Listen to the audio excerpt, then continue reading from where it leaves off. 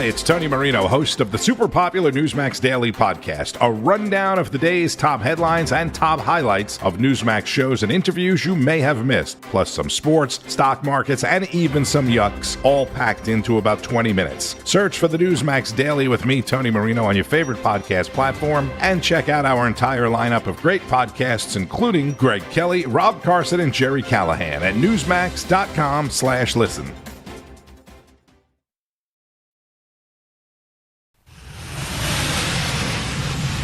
Now,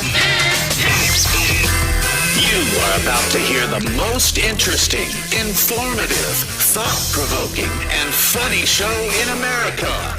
On air and on the World Wide Web. This is the Rob Carson Show. This is the Rob Carson Show. Welcome to it. It's already Wednesday, ladies and gentlemen. Please come on inside and have a seat. We have much to talk about today. Obviously, it was up late last night. Disappointed in what happened, certainly because I moved to Virginia. And so I was a little disappointed that now we've got Abigail Spamberger, a Karen Supreme, as the governor of Virginia. Also, a lieutenant governor who did not campaign at all. She was funded just like Zoron Mondami, and millions of dollars, $8 million brought in to overwhelm the system and shut up the message of the other candidates. John Reed could not run ads in the Washington, D.C. area. Too expensive to do that. Then, of course, a little bit of surprise on Jason Miyares being beaten by Jay Jones. That's fine. We live in Virginia. Virginia is controlled by Fairfax and Loudoun County. Right now, there is a government shutdown. These people were drilled every day with Donald Trump is causing you to lose your job, blah, blah, blah, blah, blah, and all of that. So none of it should be a giant surprise. It would have been a pleasant surprise had, for instance, Winsome Sears won. I haven't said much about Winsome Sears, just a few tweets here and there before, because I don't like to tear down the candidates before the election. But she has the charisma of an armadillo. Does it surprise us that she lost? No, not really. Literally, the last week I saw the margin slip, and I knew that she wasn't going to win. Unfortunately, there's nothing we can do about that. I had a little more hope with the Miyares thing, but the thing is, Democrats will vote for anybody. As long as they can win, they will bed down with anything. It happened in New York City. They literally have elected a radical Islamist communist, and now after this, you're seeing some Democrats say, "Hey, neat, Zoron won," and all of this stuff. Bernie Sanders, of course, is calling it what did he call it? He's called it something stupid. Bernie Sanders, Mondami's win is the greatest political upsets in modern American history. No, it's not.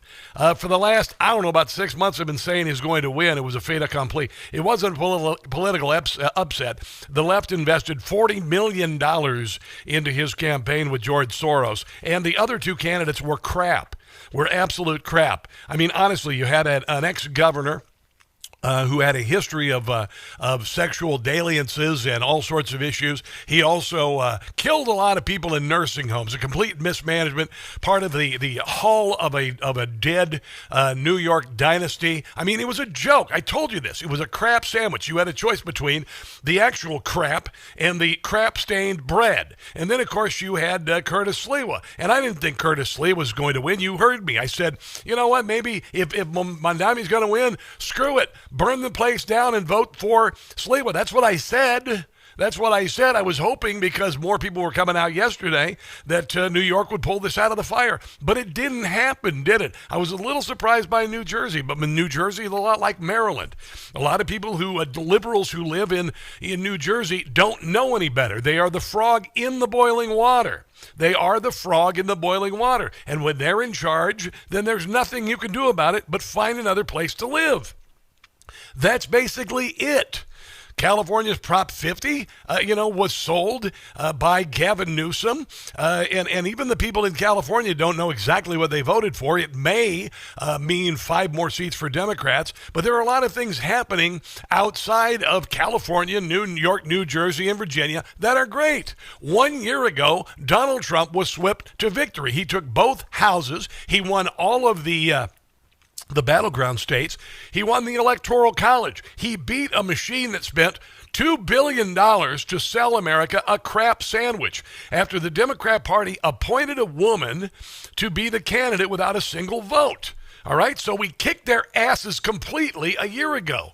And by the way, this was after 10 years of 99% negative coverage, Russia collusion, 2 impeachments, in the last year, 4 political indictments, 91 counts, a weaponized DOJ, FBI, DHS against all of us to shut down our speech, and then they tried to take him off the ballot, and then they tried to murder him. And then what happened? We kicked their asses. There you go. Do you think that what happens in New York City means D word for Richard? Remember what I said when Kamala Harris was named the candidate? I laughed out loud. You'll recall, I laughed out loud. I said, oh my God, this is fantastic. And what happened? I was right, okay? We voted that out nationally. All of the things that she stood for, all of the wokeness, the DEI, the CRT, and whatnot. And if you think it's going to make a comeback in Virginia, I got to tell you, it's not going to be funded, and the federal government is shutting that crap down in public schools. So it ain't going to go that way. There's a lot of things that can happen in Virginia. I get it. Now I'm living here. I'm not happy about it, to be quite honest. But I'm going to ride their asses. I'm going to be on it every day. And I know a lot of people who are. There's a lot of other balls in the air that we have right now, the ability to make a difference nationally. But the great thing is, the victory of Zoron Mondami solidified the death of the Democrat Party. That's it. The Democrat Party has gone full-on communist. That's it. Their de facto leaders are AOC and the nut jobs of the absolute far left. They were rejected completely on November of last year. On Election Day last year, they were rejected. The Democrat Party didn't learn anything from it, and now they're leaning further left into it, assuring that, what I told you, the Democrat Party was either going to reinvent itself or disappear into the dustbin of history. And what did I say? They're leaning into the dustbin. They're leaning into the dustbin. If you are threatened by the victory of Zoron Mondami, don't be, all right? Do we need to be a check and balance and put this fire out? Yes. Do we need to isolate New York City? 1,000%. But as far as I'm concerned, and it's sad for the city of New York, honestly. I found out this week that the NEWSMAX Christmas party, we've got several of them. One of them is right here in Washington, D.C. And normally I go to New York City for it and everything. But now I can avoid going to New York City. And guess what? I'm not going to spend any money in New York City.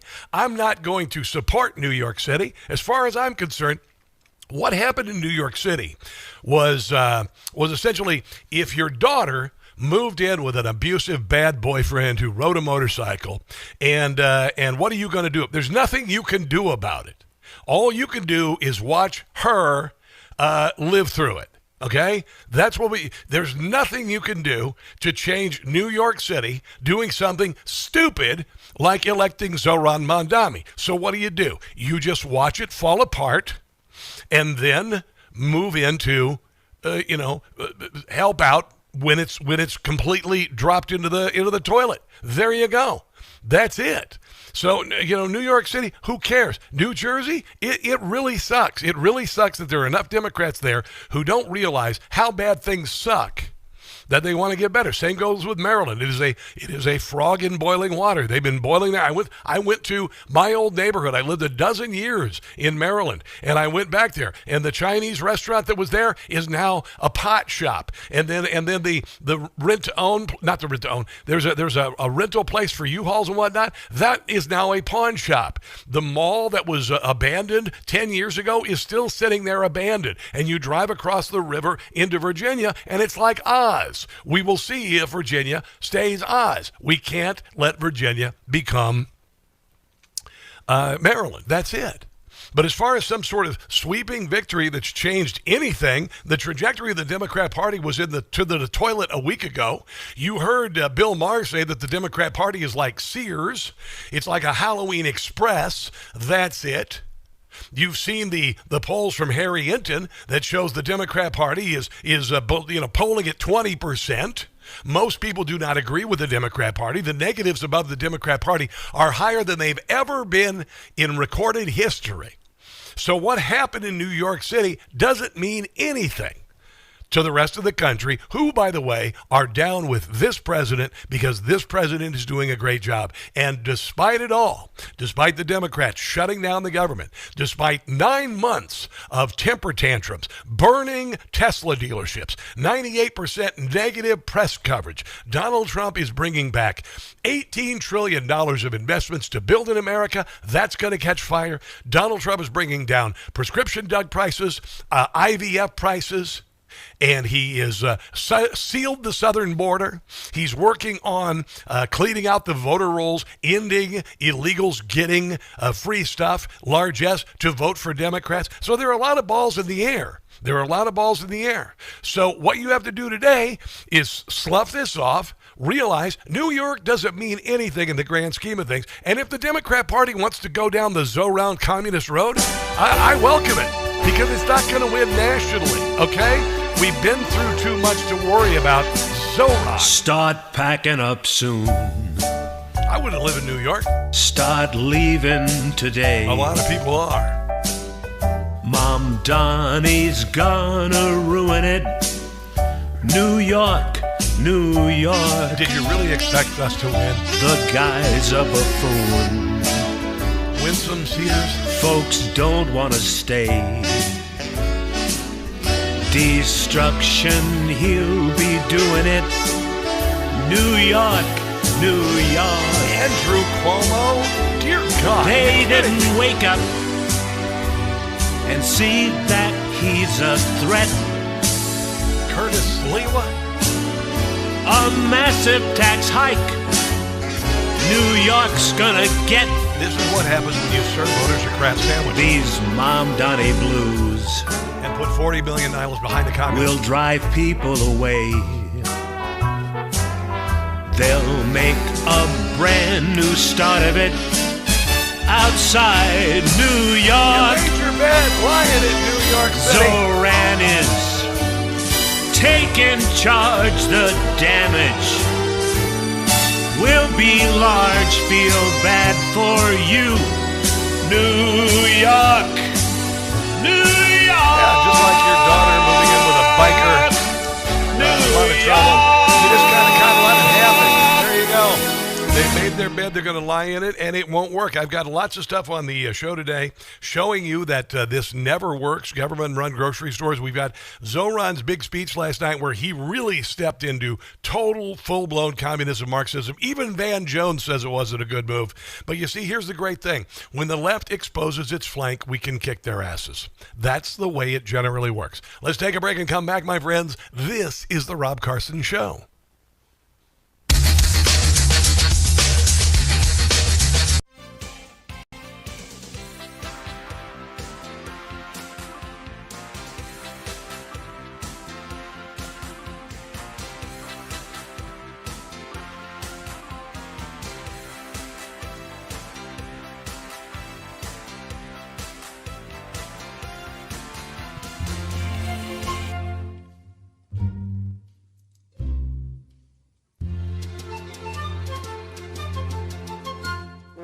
How do you solve a problem like Antifa? A terrorist group, that is what they are. I'm gonna solve this problem called Antifa. They have gone too far. The Democrats, they support Antifa. Their reign of terror they try to deny. Claim that Soros doesn't fund Antifa, but that's a big fat lie. We are coming after you, Antifa, in towns like Portland where you terrorize. National Guard will help to fight Antifa. They'll cut it down to size. How do you solve a problem like Antifa? They are a hate group in most people's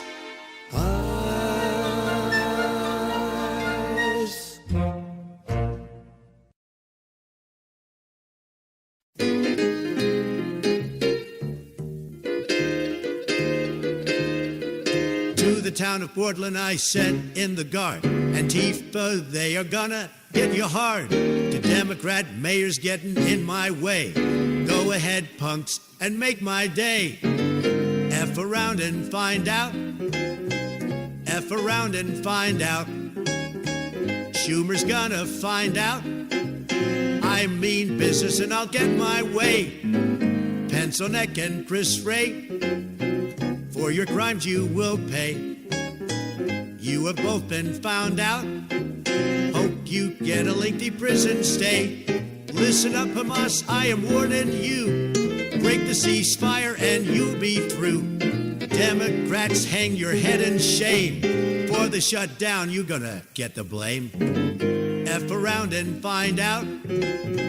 Mess around and find out. F around and find out. In the end, I'm gonna win the day. Find out.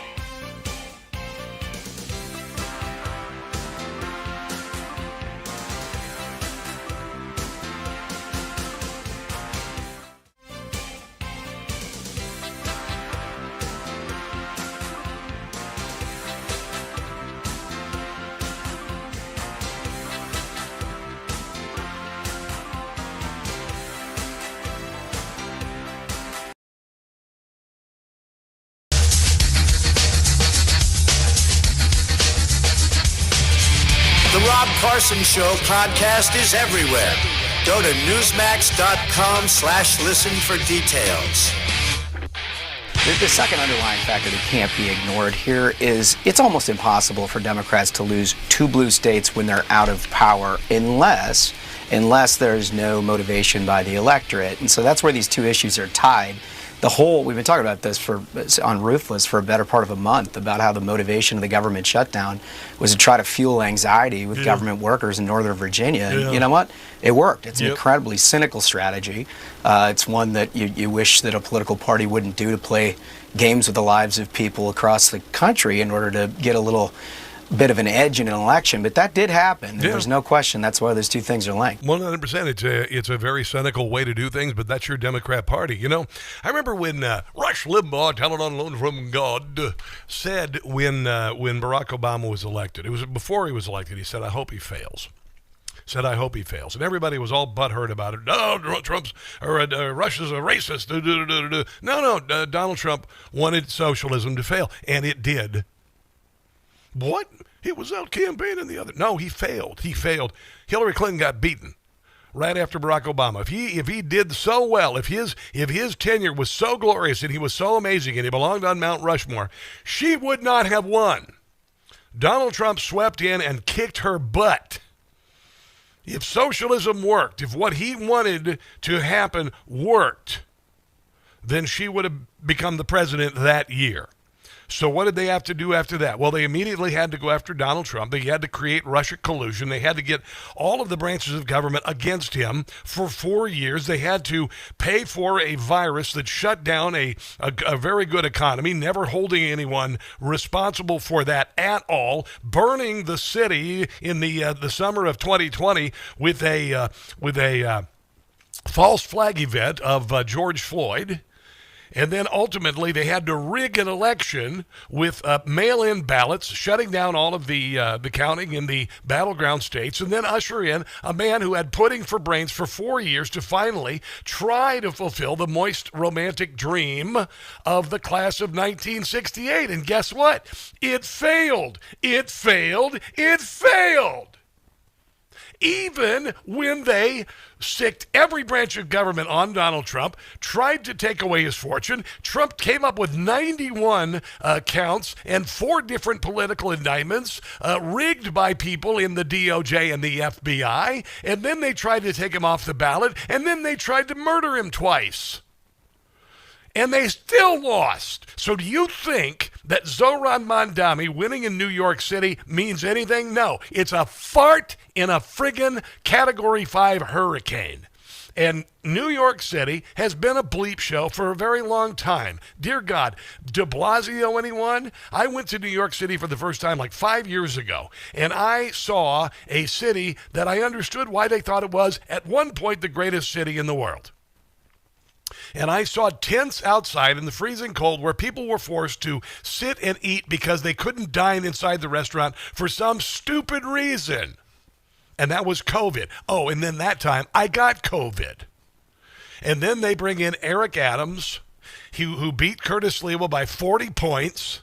And the best thing the Republican Party could come up with this time is Curtis Sliwa again? My God, does this surprise you at all? I told you. It was Zoron Mondami versus the crap sandwich. And Zoron Mondami won to nobody's surprise. And guess what? Now we let them fail. Now we let New York fail. Donald Trump cannot give New York one bit of assistance. Zoron Mondami can try like every other. When you're a teenager, your dad says don't do this or don't do that, and you do it anyway, and then you crash the car, and dad goes, well, you dumbass, that's why. That's what's going to happen. You've got a bunch of starry-eyed morons in New York City, a bunch of people with zero life experience whatsoever, also a whole lot of very radical, dangerous people funded by George Soros to the tune of $40 million, this being in the plan for around 4 years now.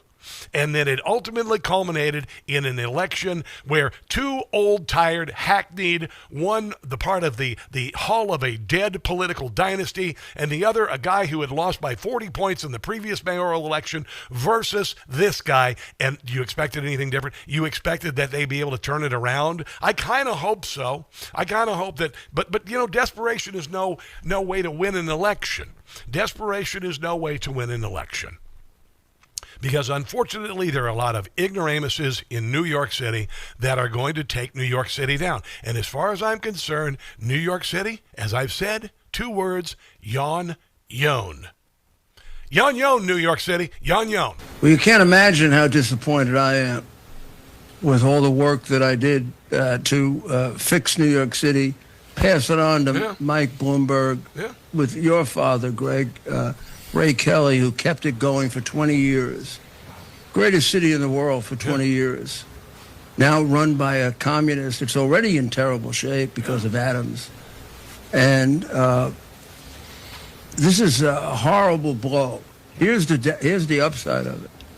This man becomes our poster child for the rest of America. Yeah. I mean, you want this in Oklahoma? You want this in North Carolina? No. You want this in Nevada? Not going to happen. You want this maniac left-wing moron? Now, forget that he's just a communist. He's also a supporter of extremist Islamic terrorism. Yeah. He embraces the people who support that. So you have to divide the Muslim community into 2 groups: the peaceful and those who support the warrior Muhammad. He supports. And you just got to let New York destroy itself on its own. There you go. That's all. Because the Democrat Party has gone further left than I could have even imagined, and this is a gift. This is a gift. Trust me on this. We got Tom Baselli from NEWSMAX. He's in New York City. He's going to join us next on The Rob Carson Show. Don't go anywhere.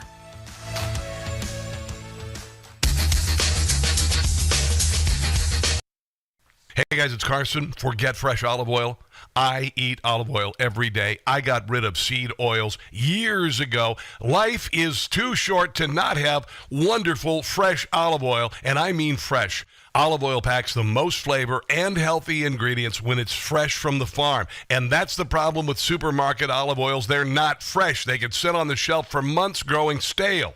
That's why I get my olive oil from small, award-winning farms, thanks to a fellow named T.J. Robinson, also known as the Olive Oil Hunter. When I tasted TJ Farms' fresh olive oils, I fell in love with their vibrant, grassy flavors. They were incredibly delicious on salad, veggies, pasta, meat, fish, you name it. And as an introduction to his fresh-pressed olive oil club, TJ is willing to send you a full-size $39 bottle of one of the world's finest artisanal olive oils, fresh from the new harvest, for just $1 to help him cover shipping. There's no commitment to buy anything now or later. Get your free $39 bottle for just $1 and taste the difference freshness makes. Go to GetFreshRobCarson.com. That's GetFreshRobCarson.com for a free bottle and pay just $1 shipping. GetFreshRobCarson.com.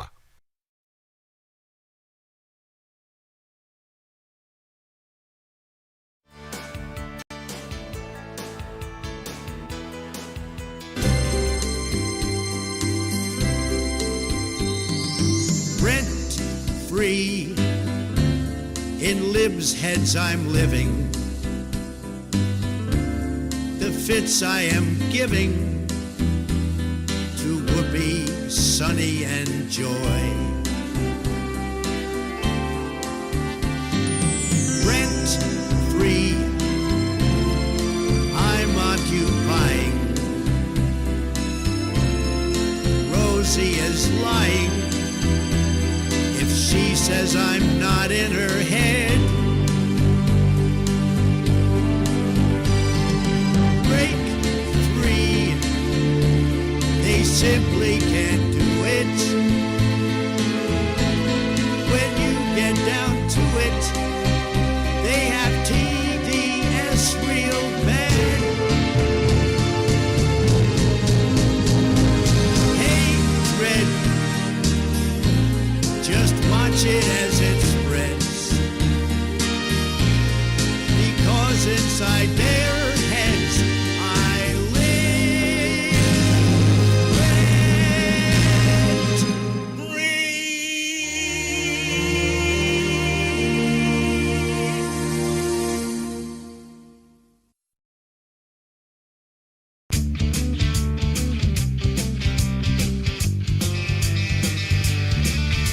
Street protesters, we've had our fill, but Randy Fine has a bill, says move them on over, run them all over, run over protesters blocking all our roads. The Thump Thump bill is what it's called. I'm sure the left will be appalled, but move them on over, run them all over. Step on the gas if they won't step aside. Sure, it might leave a dent, but make them a hood ornament. Run them all over, thump them all over. If they block our streets, they'll get what they deserve.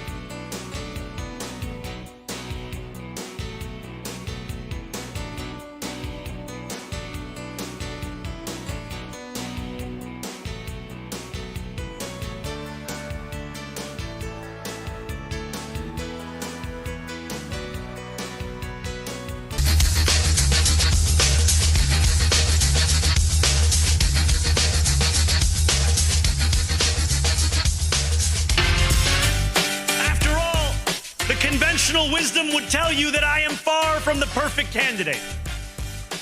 I am young, despite my best efforts to grow older. I am Muslim. I am a democratic socialist. And most damning of all, I refuse to apologize for any of this. Right. Yon Yon, New York City, Yon Yon. Tom Basile joins us on the Newsmax hotline. He anchored Newsmax coverage last night, which was outstanding, absolutely. Joining me. Hello there, Tom. How you doing this morning, sir? I'm doing just fine, Rob, and thank you for what you do, and appreciate you having me on today. Well, this didn't come as a surprise to anyone. Bernie Sanders is saying it's some sort of, political upset. It really isn't. It was predicted. Everybody predicted it. You had $40 million, I think, altogether behind Zoron Mondami. Also, by the way, the lieutenant governor candidate here in Virginia, supported by George Soros. And then you had two terrible candidates on the other side, one who lost by 40 points and the other who had been a governor and had failed governor, had caused the death of a lot of seniors, and then, of course, did a lot of sexual harassment. Other than that, I mean, they were great candidates, Tom. Right. So, honestly, it didn't come as a surprise. It's a disappointment, but go ahead. Yeah, Rob, I think people need to understand that this is an inflection point in our politics, and it started a long time ago, and I encourage people to really think about the history here. When we think about Marxism in America, go back and start with sort of that march through the institutions, and then that lead up to the Obama presidency and the change in the tone and the tenor of these people once Obama was elected. And now you're seeing kind of the natural progression of that to a full-blown, open, out-of-the-closet socialist and Marxist. And there is now going to be this Mondami effect. So you have a lot of people out there saying, oh, it's New York. Those people are all liberal and crazy anyway. It doesn't really matter. Yeah. There is going to be an effect now because these people, AOC, Bernie Sanders, Zoron Mondami, these are the people who are running the Democratic Party. Yeah. And you will see a Mondami effect where there will be more Islamists, there will be more socialists, there will be more Marxists who will start running for office in cities and towns and states all across the country because the fact that he won legitimized the agenda.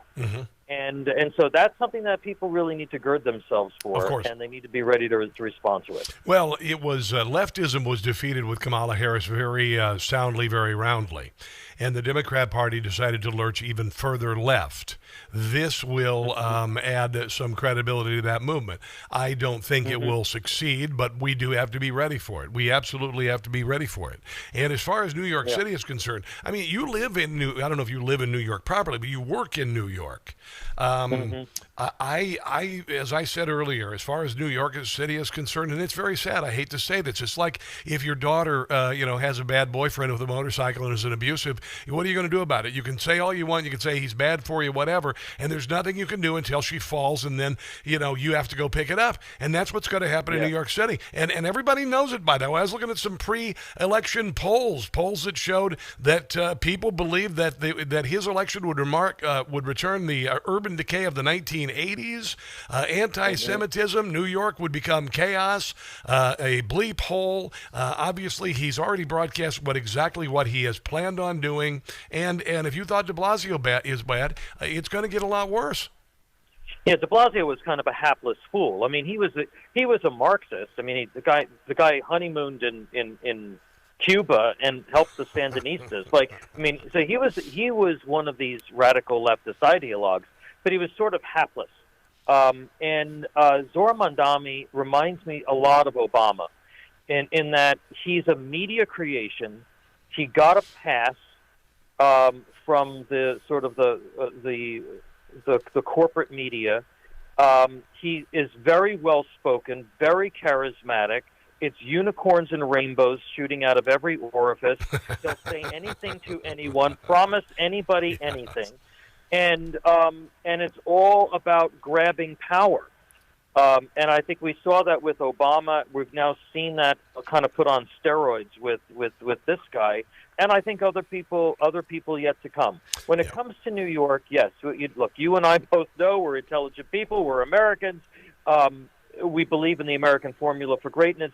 Socialism doesn't work. No. The city of New York is already $150 billion in the hole, got a whole bunch of unfunded liabilities. And the first thing that this guy did last night was he quoted the most prominent American socialist, and then he proceeded to attack the people who actually pay the taxes and pay for all of this stuff in New York City. Yeah. It's not going to work. No. And but that doesn't mean that it won't do a lot of damage in the process, or it won't be tried. They won't attempt to replicate it other places and do more damage.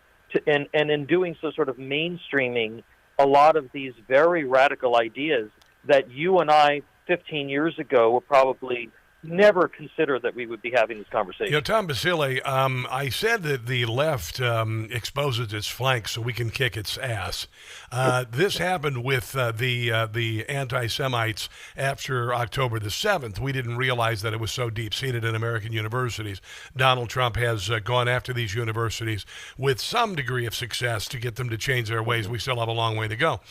This is the same with the Democrat Party and this exposition of its Marxist leanings. Now we at least have a target. Now we at least know that it exists and we can focus on it. This is Chuck Schumer last night, who would not admit that he voted for Zoron Mondami, because I don't think he did. Today is election day in New York City. Did you vote for Mondami or Cuomo? Look, I voted, and I look forward to working with the next mayor to help New York City. Look, I voted. You notice that Barack Obama didn't officially endorse Zoron Mondami.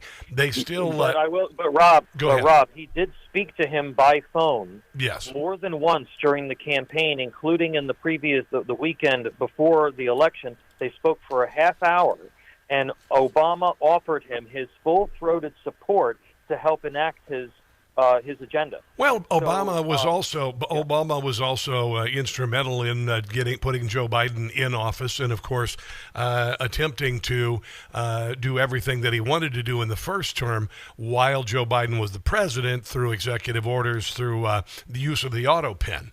So a little bit of that. Again, he has plausible deniability. He hasn't officially endorsed. Yeah. That's the way Obama acts, and that's not a big surprise to me at all. That's not a surprise to me at all. So just in case this fails, he can say, I didn't officially endorse it. Go ahead. Yeah, and when it comes to Schumer, look, Zoron Mondami last night made it very clear, and so has AOC. It's out with the old and in with the new. Yeah. This old generation, this previous generation of traditional liberals, they are gone. They are out of power. They don't even want to mention their names. And they are now in control. The socialists are now in control of the party. Now, here's the cautionary tale. I tell you what, can you hold that? Can you hold that to the other side of the break, Tom? Can you hold hold that through the break? We're going to get back with Tom Basile. Great stuff as we broadcast. He is obviously in New York City covering the election last night for NEWSMAX. He did a hell of a job. More on this. Save that thought, Tom. This is the Rob Carson Show.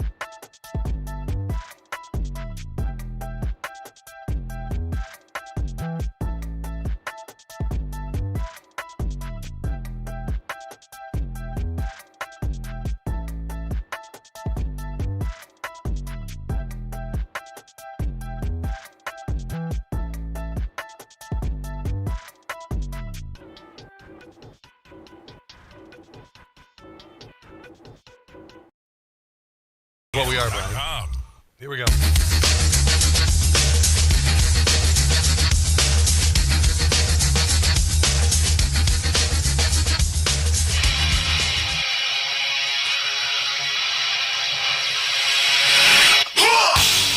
Standing before you, I think of the words of Jawaharlal Nehru. Wow. A moment comes but rarely in history when we step out from the old to the new. Wow. When an age ends and when the soul of a nation long suppressed finds utterance. No, actually, we were suppressed the last 4 years. Tonight we have stepped out from the old into the new. Mm-hmm. So let us speak now with clarity and conviction that cannot be misunderstood. Yes. About what this new age will deliver and for whom. Okay. This will be an age where New Yorkers expect from their leaders a bold vision of what we will achieve, rather than a list of excuses for what we are too timid to attempt. Yeah, and they're also going to experience about 1 million people leaving the city and the tax base crumbling, and all of the promises that he made that he has no ability to pay for. We'll do a faceplant. It always works out that way, and I did find it funny that he quoted Jawaharlal Nehru. Nobody's heard of him instead of Washington, Jefferson, or Lincoln. By the way, he was a socialist who crushed the Hindus and empowered jihadis in India. So you know what we're up against, and like I said, they expose their flanks so we can kick their butts. Tom Basile, you said you had a cautionary tale you wanted to mention before the break. Yeah, Rob. So the cautionary tale is this. I heard a lot of times, including this morning, from the president himself, sort of explaining away some of this because he wasn't on the ballot. Now, I give Donald Trump a lot of credit for expanding the map within the Republican Party, expanding the conservative coalition in a way that has not been done before. But Donald Trump's not going to be on the ballot anymore. Yeah. And Republicans all across the country and conservatives and pro-freedom Americans, people in the MAGA community, people who supported Donald Trump, they have a choice to make now. They can stay home or they can engage because this wave of Marxist, socialists, radical Islamists, whatever you want to call it, it is going to come to a city and a town near you, in a state near you, if it is allowed to by the majority of this country, which still supports conservative principles. There's been sort of this Trumpification of the Republican Party, which in many respects has been a good thing, but we're now at an inflection point where Trump is not going to be running for office again. But people the Republicans need to hold that voter coalition together and continue to motivate them, despite the fact that the president ultimately is going to be moving off of the political center stage. Yeah, well, he's also in charge for the next 3.25 years, and he's also made some gigantic leaps in the first year, and there's a lot of things, there are a lot of balls in the air. I don't have the soundbite in front of me, but Bill O'Reilly was talking about this is not about the midterms, and for a number of reasons. You've got a variety of different departments in the federal government who are going after these Democrat-run cities and states to get rid of the largesse being offered illegals to vote. You've got a sealed southern border. You've got deportation of individuals. So there are a lot of balls in the air right now after this defeat. And as far as moving forward without Trump, this party is Donald Trump. The man he chose to be vice president, I said whoever he chose would have to go to Trump University. The Republican Party is dead. We saw this in Virginia last night because the woman who ran for governor was an anti-Trumper and she got her ass kicked. And also, by the way, as I mentioned earlier, she has the personality of an armadillo. So it wasn't going to work. It wasn't going to work at all. Go ahead. Right, but the fact of the matter is, though, is that you can't use the fact that Trump isn't running as an excuse to stay home. Well, of course. And that is the secret sauce of motivating that group of people the way Trump motivates them hasn't quite been found just yet. And Rob, one of the things, and you have to go back to the way that the Republicans are articulating their message, particularly what they've done so far, is they have to do a better job of it in order for it to penetrate. Yeah. You did a fantastic job in 15 seconds of telling me the things that Donald Trump has done over the last 10 months. But the White House has difficulty doing that on a consistent basis, and so do the Republicans in Congress. Yeah. So there's a lot of work to be done Yes, to shore things up for 2026. Well, there's a lot of, obviously, a massive temper tantrum by the left. The positive is they don't own the media anymore. The attacks on the media of the last 8 years have resulted in a new media that has risen from the ashes and is telling truth. That means a lot. But I understand your point. Let me ask you this about New York City, though. What's going to happen in New York City? What's going to happen in New York City? Well, the first thing, there's going to be a perception issue. And the perception is that, this guy, is in favor of opening the jails. He's in favor of putting social workers out on the streets instead of police officers. Yes. He's anti-cop. He wants to be able to appoint the Civilian Complaint Review Board, and he wants to go after police officers. Yes. So I think you're going to have a lot of retirements and resignations from the NYPD, Yeah. and that is going to make New York, unfortunately, I think, a magnet. Also, because he's a radical Islamist who believes in globalizing the Intifada, I fear that New York will become a safe haven for radical Islamists. That's what I'm afraid of as well. And you'll also see businesses starting to reduce investment here. You're going to see tourism start to drop. Yeah. There'll be a lot of things there'll be a cascade of events here as he takes office, because people will just, even if he doesn't do any of the things that he's talking about, just the fact that the fish rots from the head. Yes. There will be an impact here, unfortunately. Tom, I appreciate you so much, man. You guys did a great job last night on Newsmax. I really, starting with Carl Higbee, I watched all night, and you really busted your butts. You had more people on the street. It was the best. I'm very proud to be affiliated with Newsmax, and you always do a good job, brother. Thanks for finding the time today, man. I appreciate you. Oh, thank you, and we're proud of you, Rob. Thank you All for right. what you do. Let's take a break and come back. This is the Rob Carson Show.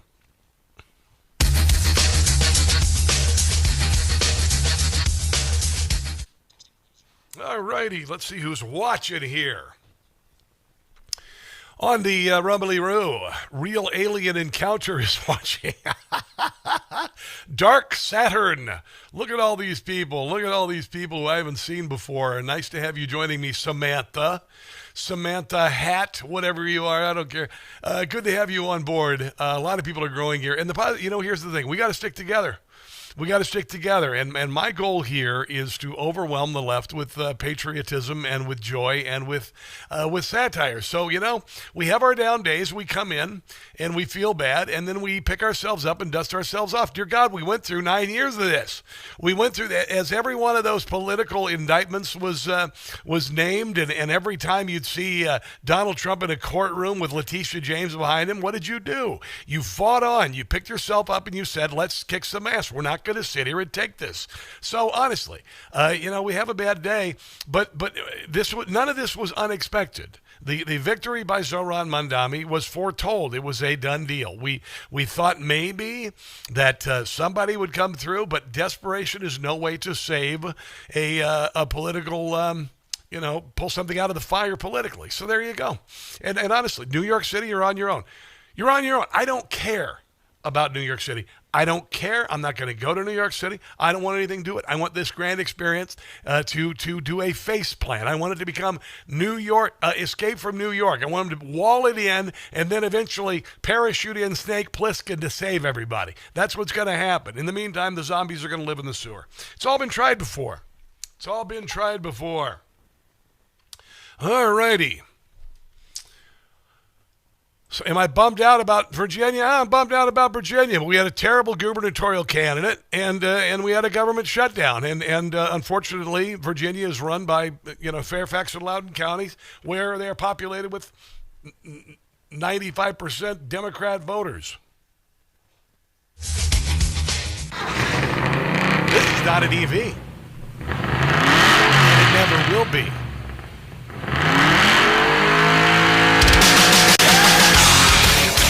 This is Bill O'Reilly talking about, this was not about the midterms. He was talking with Chris Cuomo. His brother got his rear end handed to him last night in New York. This has nothing to do with the midterms. Zero. And the reason is so many things are going to happen between now and this time next year.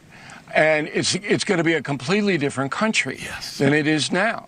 Now, I can't predict which way that's going to go. Then how do you know it's going to be a completely different country?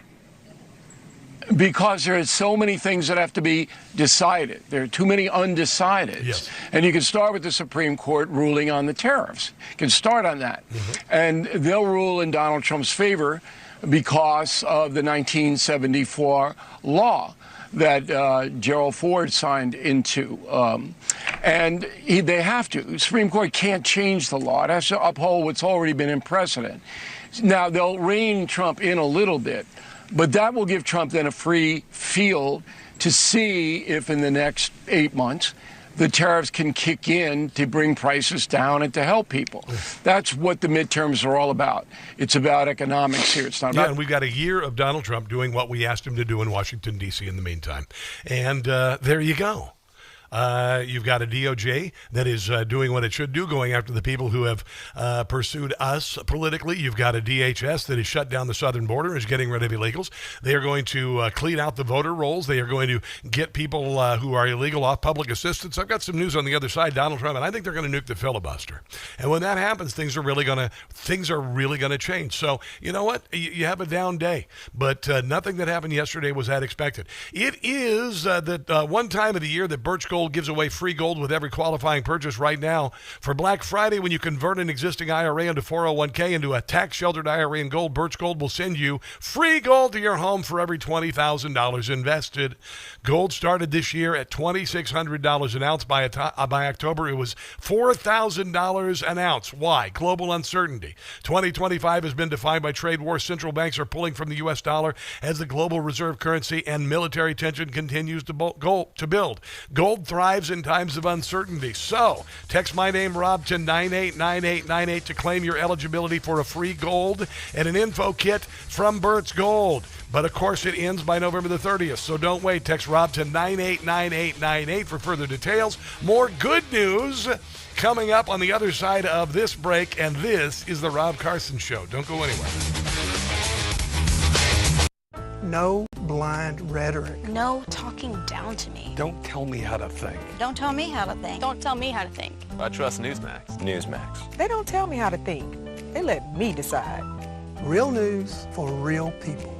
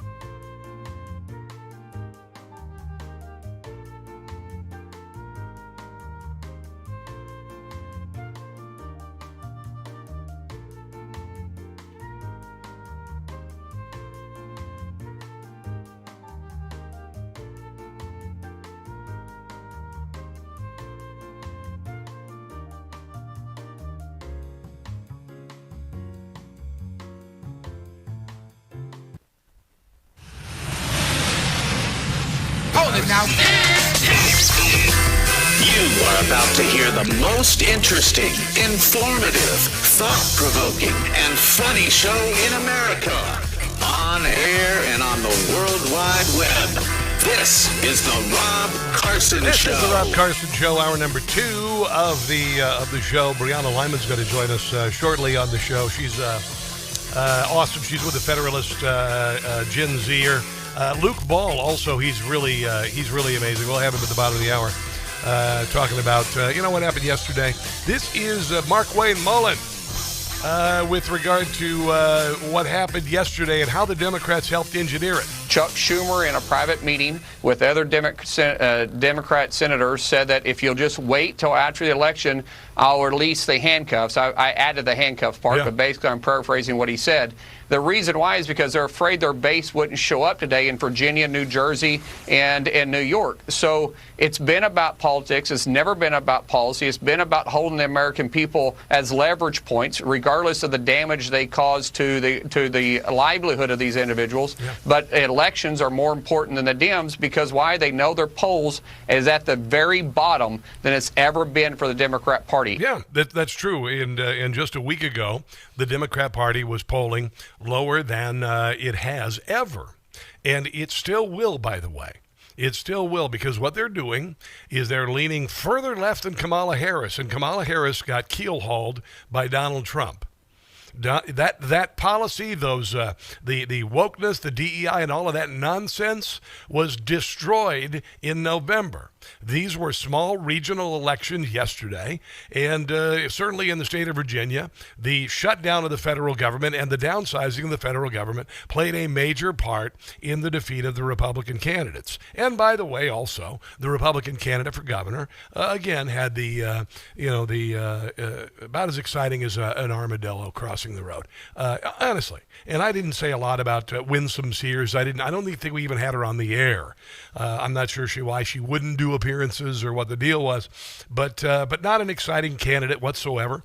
As I mentioned, in New York City, you had a crap sandwich. You had the hull of a political dynasty long dead, a man who had so many troubles with regard to the COVID shutdowns and the death of nursing home patients and then a lot of sexual harassment and whatnot, and he got beaten in the primary, and he came back to try to win against the same guy who beat him in the primary. And then, of course, Curtis Sliwa, who the last time he ran, he lost by 40 points. So was it hopeful? Did we think something was going to happen? Yes, we hoped it would. We certainly hoped it in New Jersey.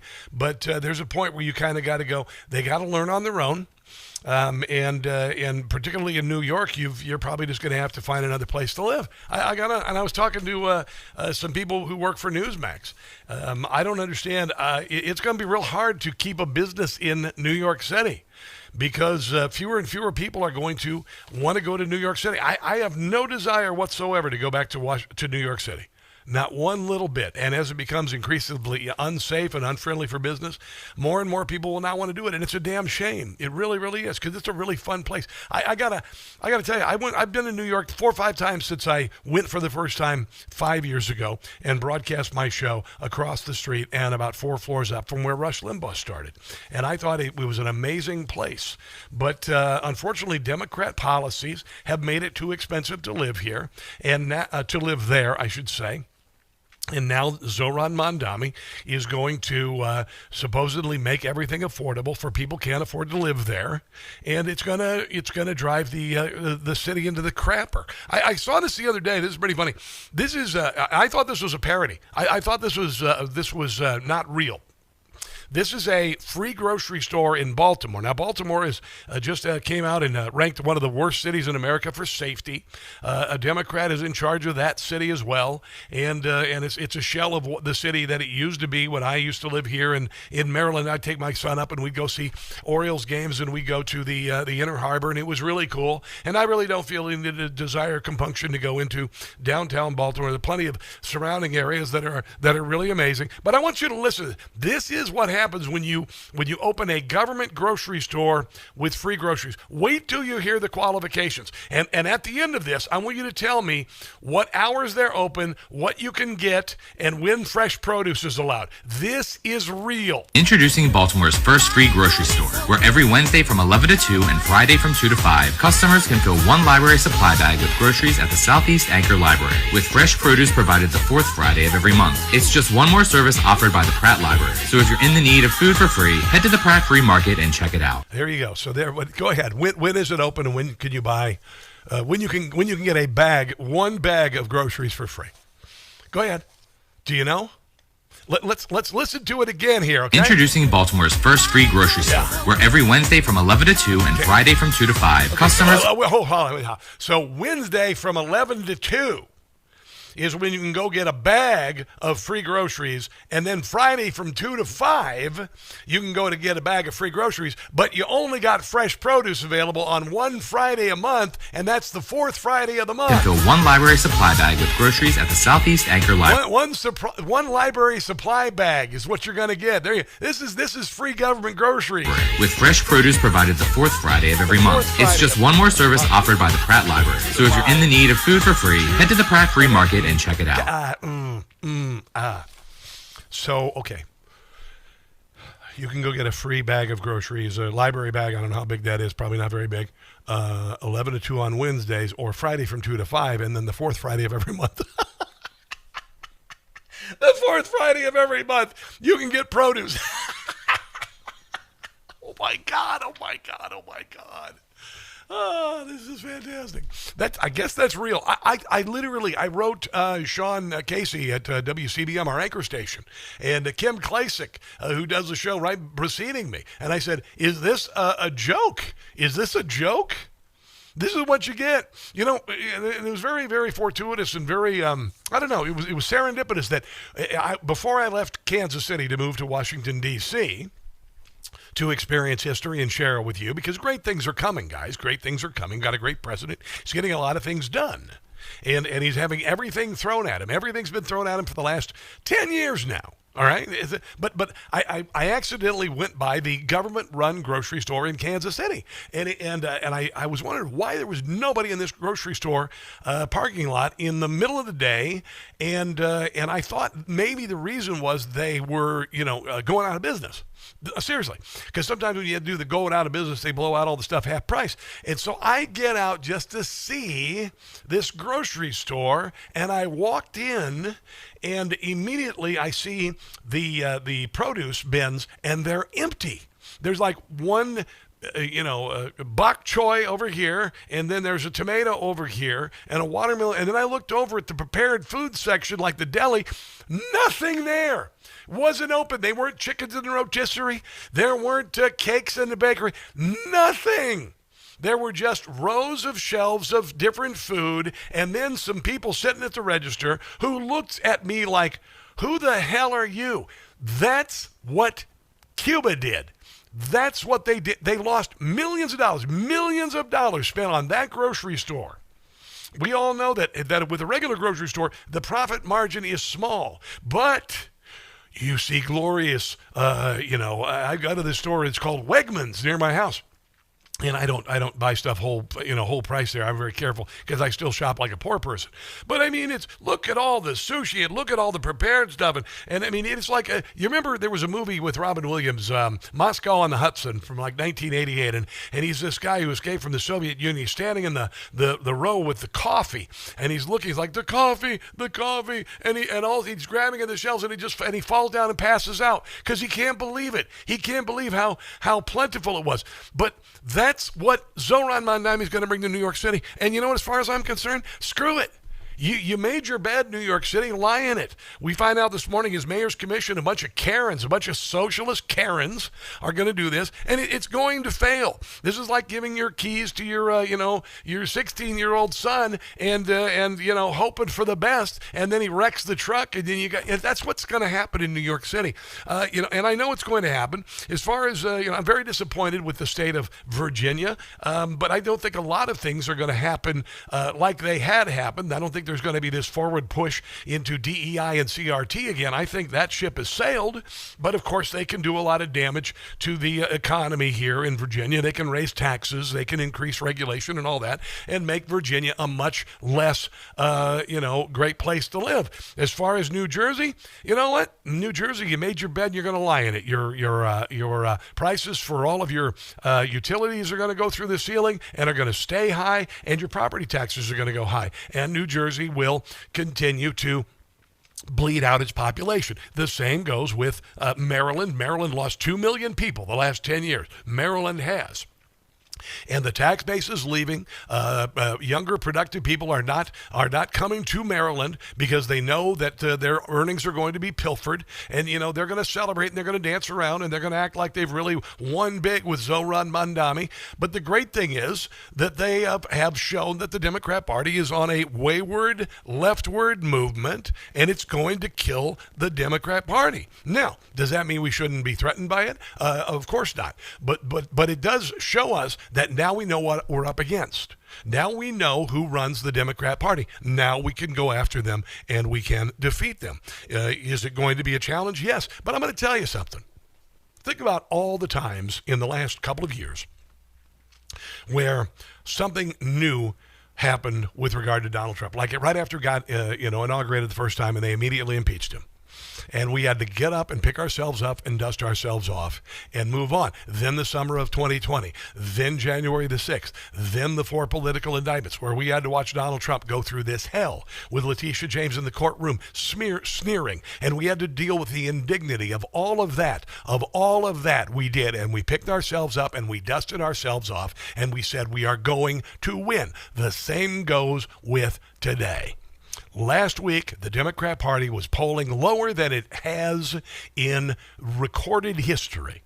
That Democrat Party is still in the crapper, and its leftward movement is not going to help the situation. I've got more on this coming up. If you want to call 800-922-6680, this is the Rob Carson Show.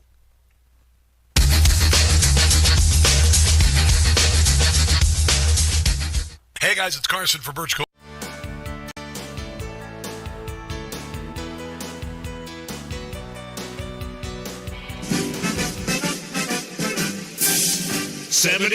%, that's what Kimmel's lost since they put him back on the air.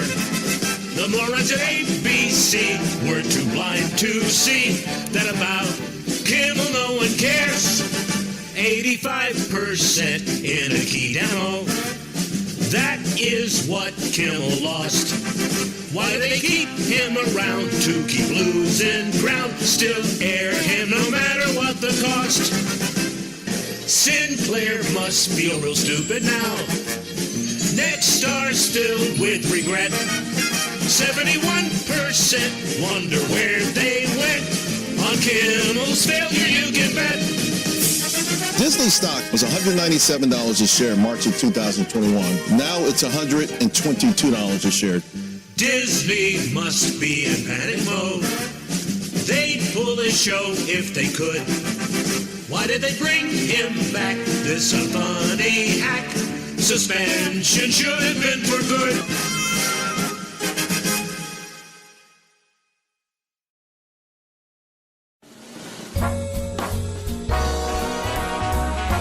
With talent on loan from God. And have my brain tied behind my back, to be fair. You were the sunshine of our life. Rush. That's why we'll miss you oh so much. You know, I'm the mayor of Realville here.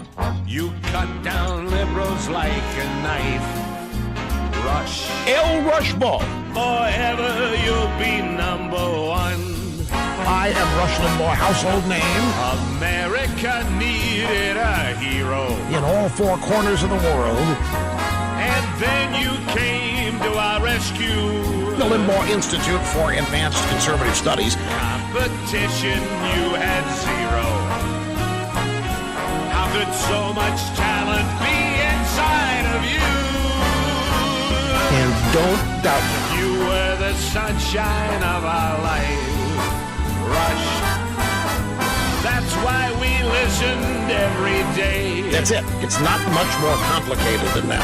You helped us get through all the strife. Rush, no one will ever take your place. Because Rush was the sunshine of our life. Of our life. Of our life. Meeting and surpassing all audience expectations every day behind this golden EIB microphone.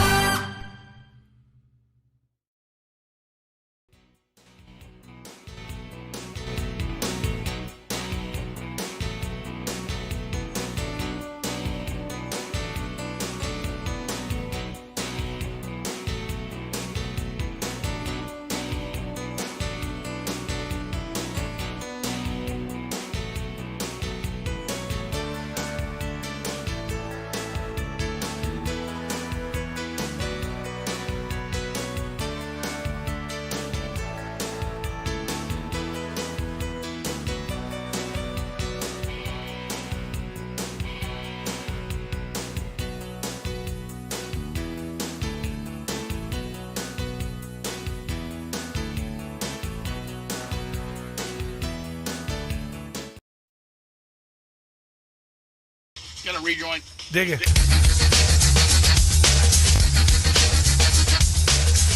Poor little Democrats. Are you guys okay today? I came in to check on you. Every time Trump does something good, you guys spaz out. Would you guys shut up and let him work? I fear the Democratic Party is at risk of becoming a ghost brand, too. Like Sears, it used to be mighty and ascendant and popular. Sears once accounted for 1% of the entire American economy and 41% of the appliance market and built the country's tallest tower. Democrats once controlled Congress and the Supreme Court, or at least competitive. But now, even at a time when President Trump is turning 250 years of democracy into jeans shorts, sure, whatever. The Democrats have their lowest rating in 35 years, yeah, 63% unfavorable. Yeah, 63%. What happened? I don't know. What happened to Sears?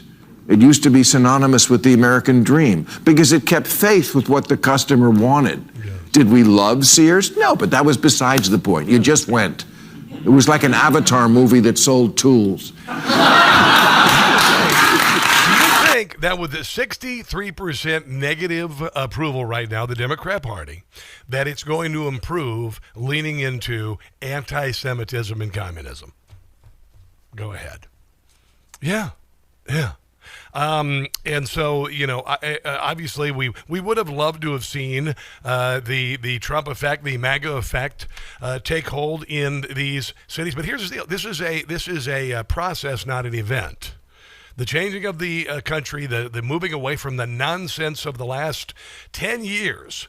Listen, the gigantic victory of Donald Trump 1 year ago today was gigantic. But did you think that the left was just going to go away?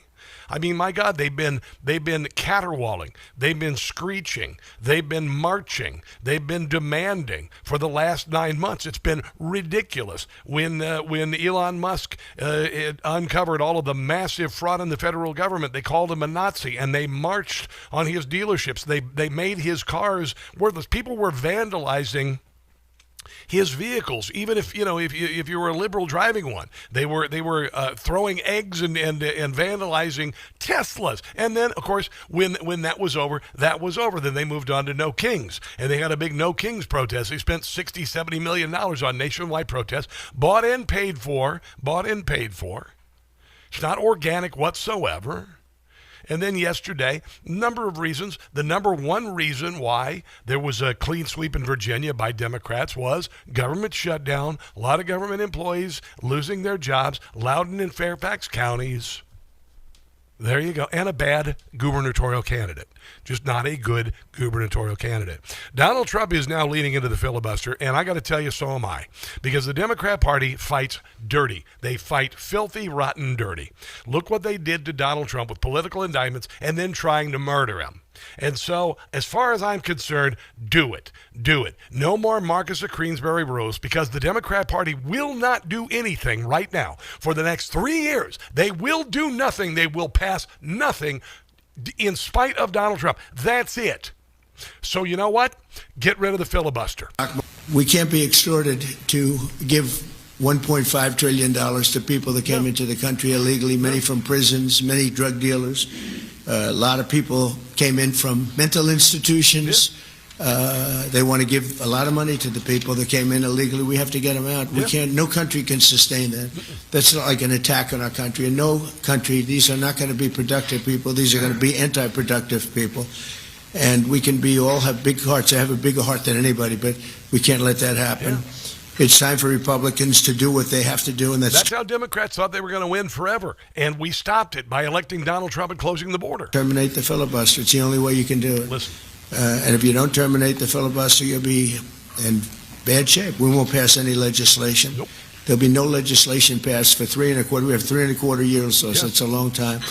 But when they can't do an extension, and John, I think they've done an extension every single time they've ever. Yeah, the easiest thing in the world would have been to pass the clean CR, and the Democrats wouldn't do it. Been asked forever. They are a hostile witness. They are they're nothing to do but see blocking Donald Trump's agenda, and it's going to happen for the next 3 years. So you might as well nuke the damn filibuster. This is the first time they haven't done an extension. Extensions are supposed to be easy, but if they won't do an extension, they won't do any bill, even a simple bill. Nope. And we should do our own bills. We should get out. We should do our own bills. Yep. We should open up. We should start tonight with the country's open. Congratulations. Then we should pass open the government. Voter ID. Voter ID. We should pass no mail-in voting. We should pass all the things that we want to pass. Make that our way they can't cheat in the midterms. Election secure and safe, because California is a disaster. Many of the states are disasters. But can you imagine when they vote almost unanimously against voter ID? All we want is voter. Yeah, because the Democrats can't win free and fair elections. They can't. Here's a little bit more from Donald Trump on nuking the filibuster. So we're going to talk about that a little bit, and we're going to see if we can sway, because I know we have a lot of, not a lot, I'd say half feel this way, maybe a little bit less than half, and it's time to have a really good talk. If I thought that they weren't going, if they get into office, they'll do the same damned thing. Going to pass the filibuster, I wouldn't even bring it up. They're going to pass it within the first hour. If they take power, yes, and it's more likely that they take power if we don't do it, because we're not going to be passing any legislation, not going to approve anything. We're going to go 3.25 years. There won't be one bill that we're going to pass. Nope. Because the easiest thing to pass is exactly right now what they won't pass. Yeah. And they'll do that, and they'll wreak havoc. But yeah, we're dealing with a hostile Democrat Party, so it's time to react hostily. There you go. Yeah, I'm down with it. Completely down with it. Cybercrime spikes during the holidays, especially around Black Friday, Cyber Monday. Falling victim to cybercrime is the last thing anybody needs, especially during the holidays. That's why it's more important than ever to have WebRoot. I discovered this because I get these stupid emails. I just got one at home. It said here that I had missed a payment. I needed to update my account information with my new credit card because the other one wasn't working, and it's phishing. It's phishing, so they can catch me when I'm not on guard and I see an account and I go, I don't want to miss my payment.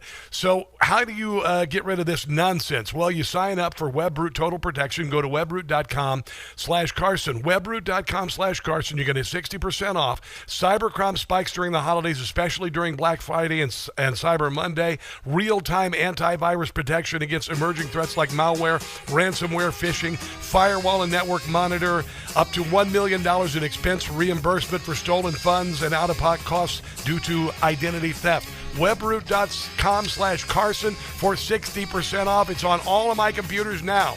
Webroot.com/Carson. Luke Ball joins us next on the Rob Carson Show. Don't go anywhere.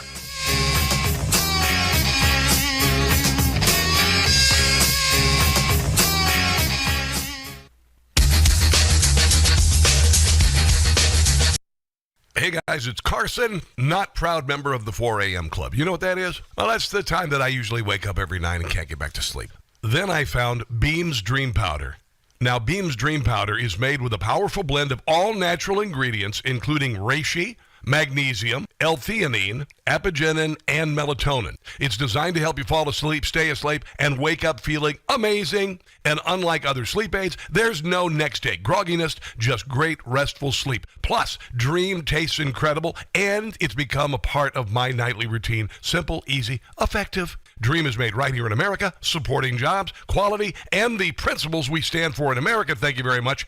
Beam is going to give my listeners the ultimate Patriot discount, up to 40%. Try their best-selling Dream Powder. Get up to 40% off for a limited time. So with my discount code NEWSMAX, you can get their best-selling Dream Powder for just $39. Go to shopbeam.com/NEWSMAX. That's shopbeam.com/NEWSMAX. Again, use the code NEWSMAX at checkout. That's beam.com/NEWSMAX and use code word NEWSMAX for up to 40% off.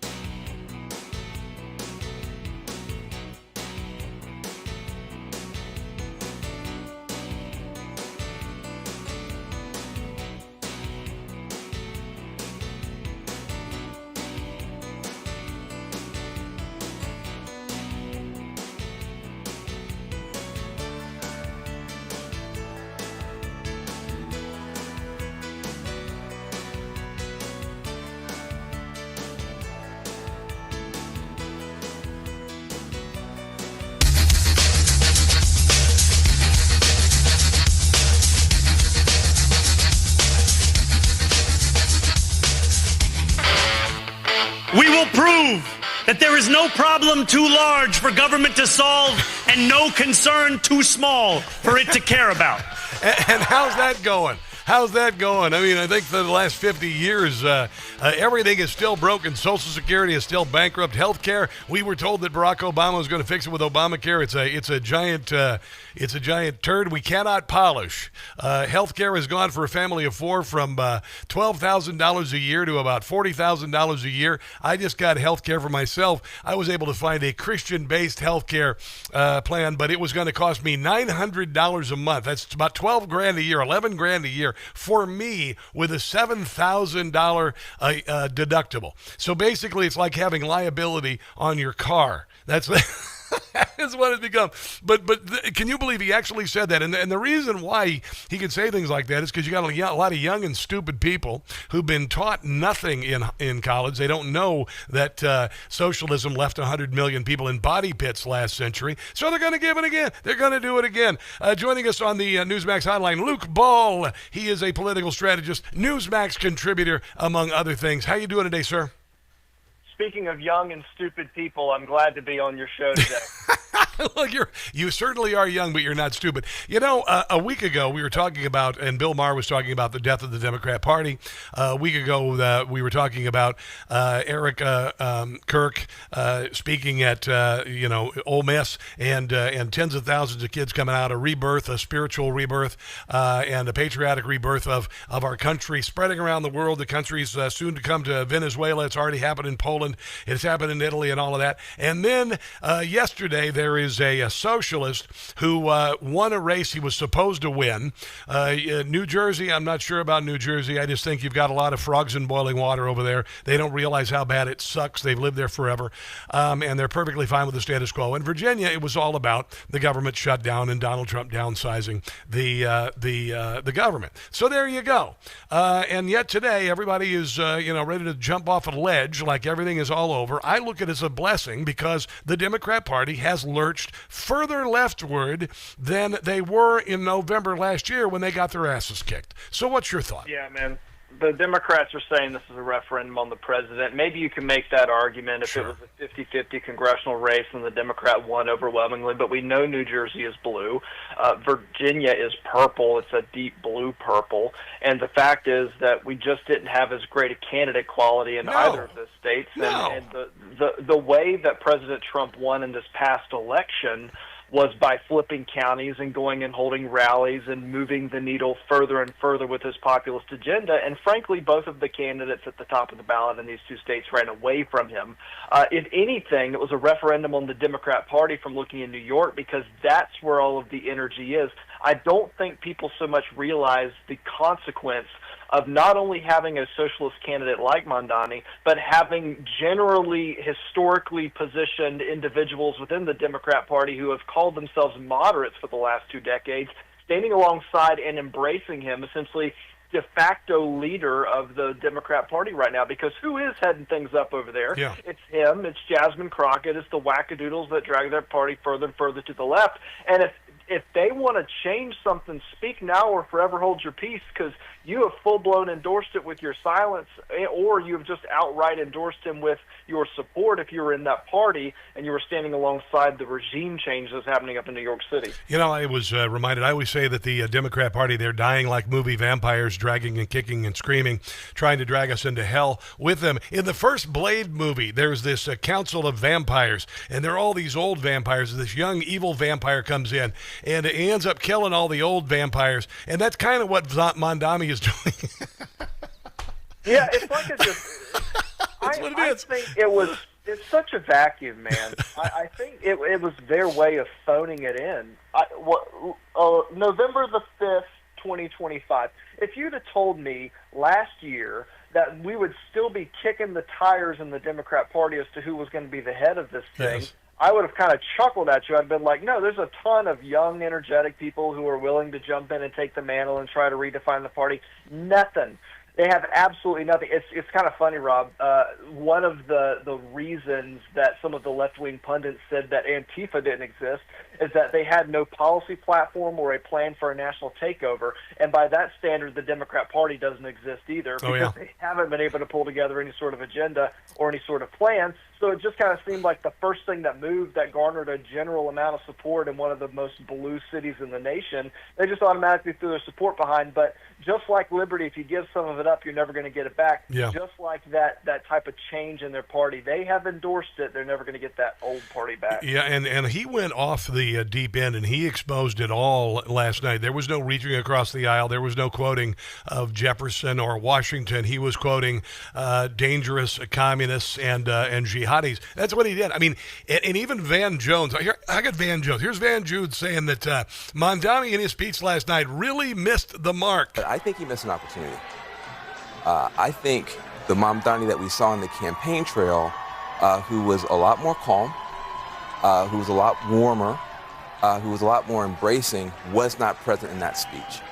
And I think that Mondami is the one you need to hear from tonight. I think that Mondami is going to motivate Republicans across the country to recognize the threat that we face, and the fact that this guy was able to be elected should send chills down the spines of Americans. And maybe, and like I said, also, we've all been saying with regard to the midterms, this could really, Mondami's election could really kill the Democrat Party as it has been known and make it into a Marxist, socialist, communist party. Yeah, what was at least a little encouraging whenever Bernie Sanders was out there running is that you had people like Nancy Pelosi behind the scenes pulling the strings in the opposite direction of, like Joe Biden and some of these other traditional Democrats, even though, like, you could make an argument there are no traditional Democrats anymore. I remember blue dog Democrats growing up. Those don't exist anymore. It's like finding a unicorn and a dodo bird in the same spot. But now as you start to move forward, those people aren't pulling the strings anymore. There is a total and complete power vacuum, and that's why I think it's so dangerous. Part of me is content to look at deep blue cities and see them get what they want, but I just don't. I also don't think that their pyramid scheme of socialism runs out in time for people to really see the true effects of things before the midterm elections happen. And I'm just fearful that they're going to enjoy the free gifts for a few months, and then when it comes time to actually pay for it, they've slipped a little too far to the left. Well, there's a lot of things that Donald Trump is doing right now to assure the elections are free and fair. One of the things that he is talking about, and very seriously, and I never would have really considered it, but getting rid of the nuking the filibuster, because right now we have a hostile Democrat Party that has no intention of doing anything to help Donald Trump. If they would not pass a clean CR to get, to ensure that there was enough suffering before the midterms, do you think anything's going to get done in the next 3.25 years, let alone in the next year, sir? It's very interesting to see the state of play right now with it being a complete stalemate, and I don't have a ton of hope that we're going to be able to actually pull forward and seize the moment. And even on the Republican side of things, I mean, Republicans have like a spiritual gift of screwing up a golden opportunity. I know. Of not actually executing or capitalizing on the things that they're supposed to do, which is why when you see Donald Trump grab the levers of power and yank them so hard, everyone starts screaming that, oh, he's an autocrat and that he's a tyrant. Well, in reality, he's just operating within the boundaries of what the founders laid out for him. Just no one has actually had the guts to go out there and pull it as hard as he has. So now we got to take a break, Luke. We got to take a break, and can you hold through the break? Sir. All right, let's continue with Luke Ball on the other side of the break. This, my friends, is the Rob Carson Show.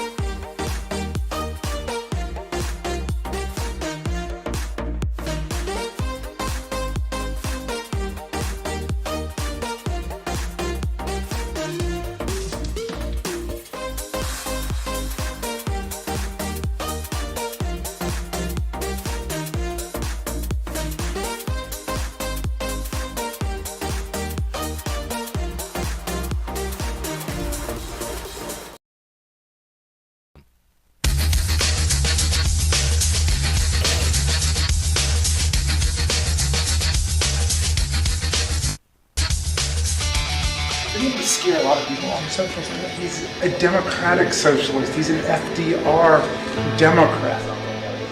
Perfect. Some reporters give me a hard time. You said like he's accomplished what FDR said. I said no, he's at the beginning of his career. He's got Rooseveltian ambition. Is that all right with you, sir? That's the highest compliment. Yeah, that is Jamie Raskin. I always mess that up. Jamie Raskin from Maryland, comparing Zoron Mondami to Roosevelt.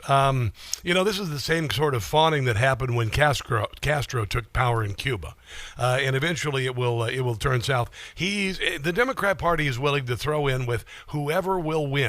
For instance, there was an AG candidate in the state of Virginia who wanted to fantasize about murdering his opponent and his family. This man would not pass a background check for law enforcement, and yet the Democrat Party said it's perfectly fine as long as he can win. That's where your Democrat Party is right now. Jamie Raskin is the old guard. He's one of the old vampires. He's trying to be on the good graces of this guy.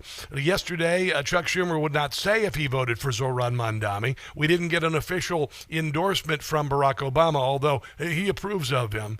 But the Democrat Party, I said after the loss and the fact that they did not try to right the ship after Kamala Harris's drubbing, that they were going to go down in flames. Now they've lurched completely left of center, which actually might be a little more dangerous to some degree.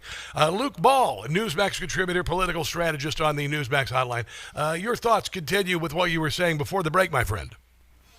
Well, it kind of feels like the Democrats are just blindfolded and trying to play pin the tail on the donkey with respect to the direction they want their whole party to go.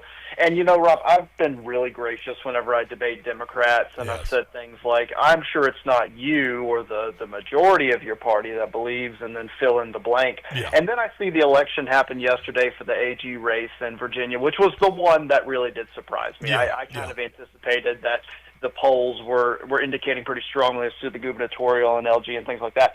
But when I saw that the Democrats were totally fine with the type of verbiage that this guy was using, of putting bullets in heads and having it come out immediately in the aftermath of the Charlie Kirk assassination, and yet they still came out and voted for him, it didn't make any difference to them.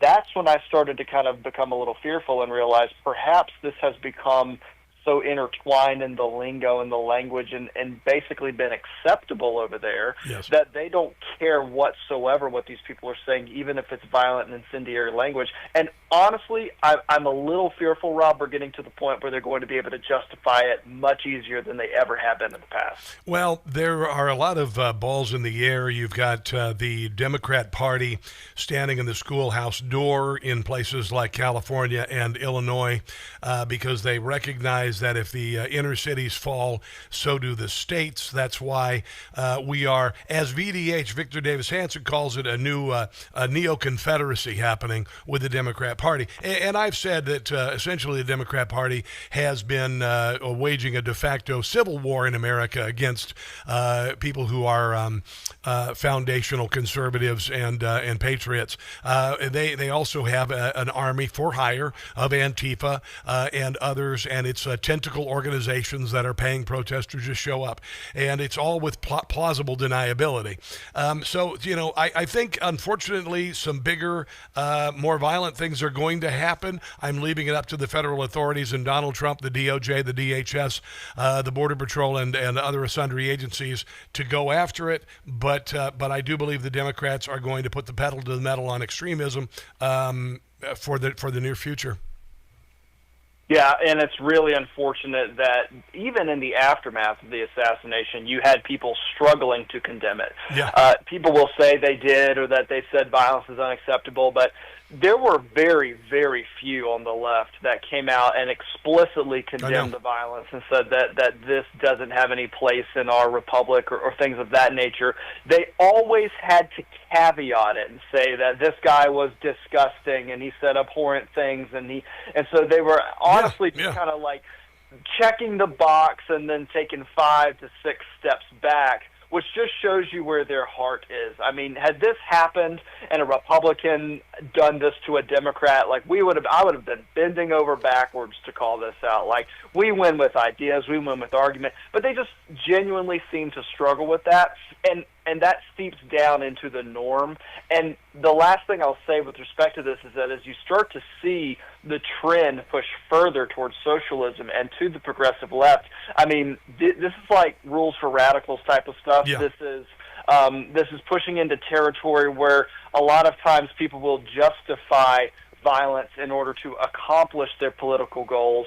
And so my fear is that these events that we've seen and the rhetoric we've seen are not outliers, but rather we're trending towards something that's more widely accepted among that base. Well, we have the right guy in office. He's doing what we asked him to do. He's doing a lot of amazing things. The Democrat Party has done nothing more than throw a temper tantrum for the last month, a violent temper tantrum, burning Tesla dealerships, doing No Kings protests. They're vile, violent, and awful. I lost my family because of politics. I've lost all of my friends from politics. And if it comes to defending freedom and the country is founded, it was worth it to me, to be quite honest, as painful as it is. But I do believe the Democrat Party is making a mistake, lurching leftward. I do believe also that they have expressed exactly their plans, and now they make them a more easy target. But the much fighting before then. Luke Ball, as always, fantastic to have you on, brother. Where can people find all of your awesome work?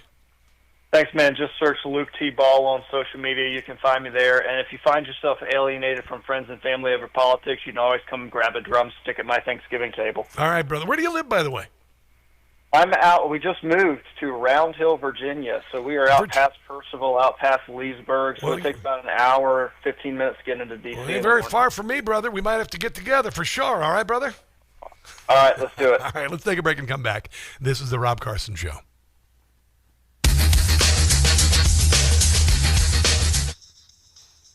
Righty. He's good.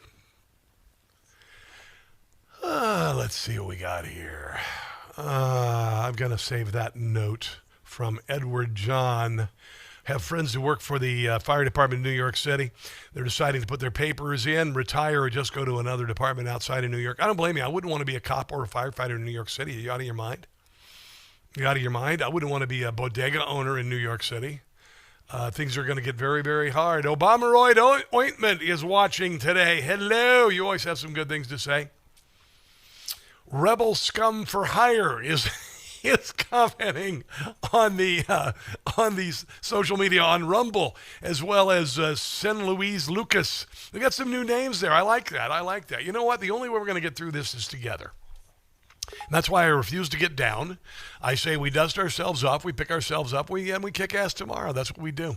We pick up where we left off. We keep up doing the good work.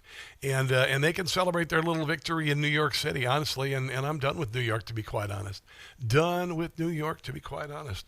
Let's see. Real Alien Counter is watching over there. And America Marcy is watching. Let's see. Who's watching over on... Just on Facebook. Yeah, let's see who's watching on Facebook. Joanne Scheid-Emery, good to see you there. Richard Davis, good to see you there. As always, awesome. All right. Brianna Lyman joined us next hour. She's always good. We'll have some fun with her. Here we go. Let's do this.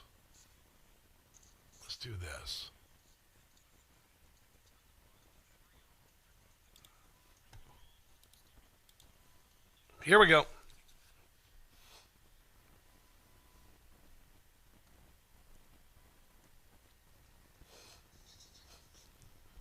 Dig it.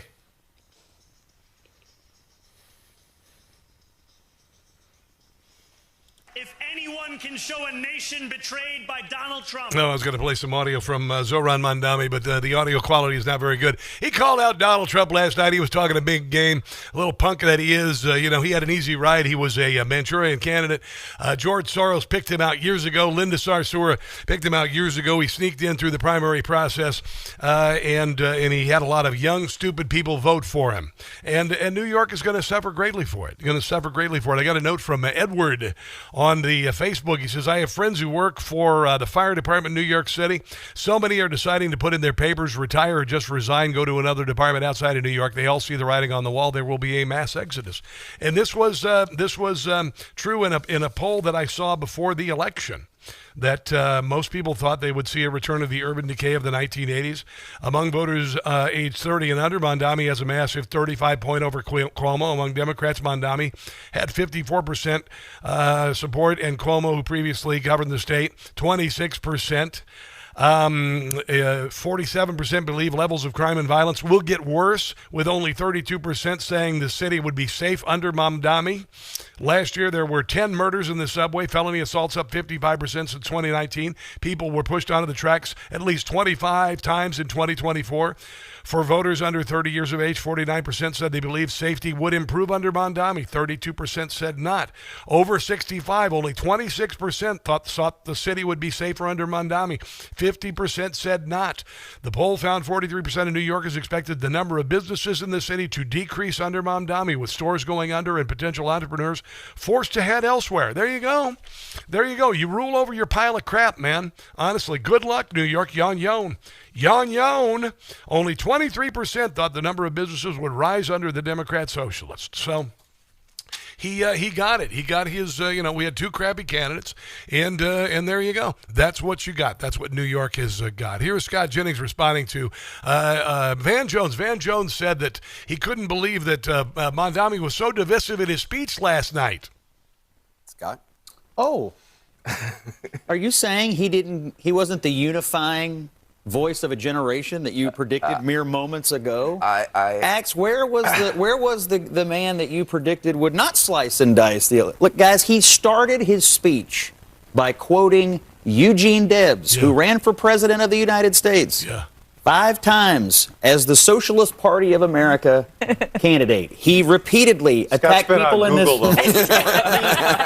No, I know my socialists. I keep a close eye on them. I work here. Mondami is going full throttle into the communist/socialist. There's no reaching across the aisle whatsoever. And I have a feeling the descent of New York is going to happen faster than you can possibly imagine. We will see. Brianna Lyman's going to join us next. She's got some great thoughts on this. She's always awesome. She's amazing. Also, VDH, Victor Davis Hanson, on the Neo-Confederate Democrat Party. That's what we got going on, by the way. But you know what? We're going to be just fine. We survived the last decade. We'll survive the next 3. Let's take a break and come back. This is the Rob Carson Show.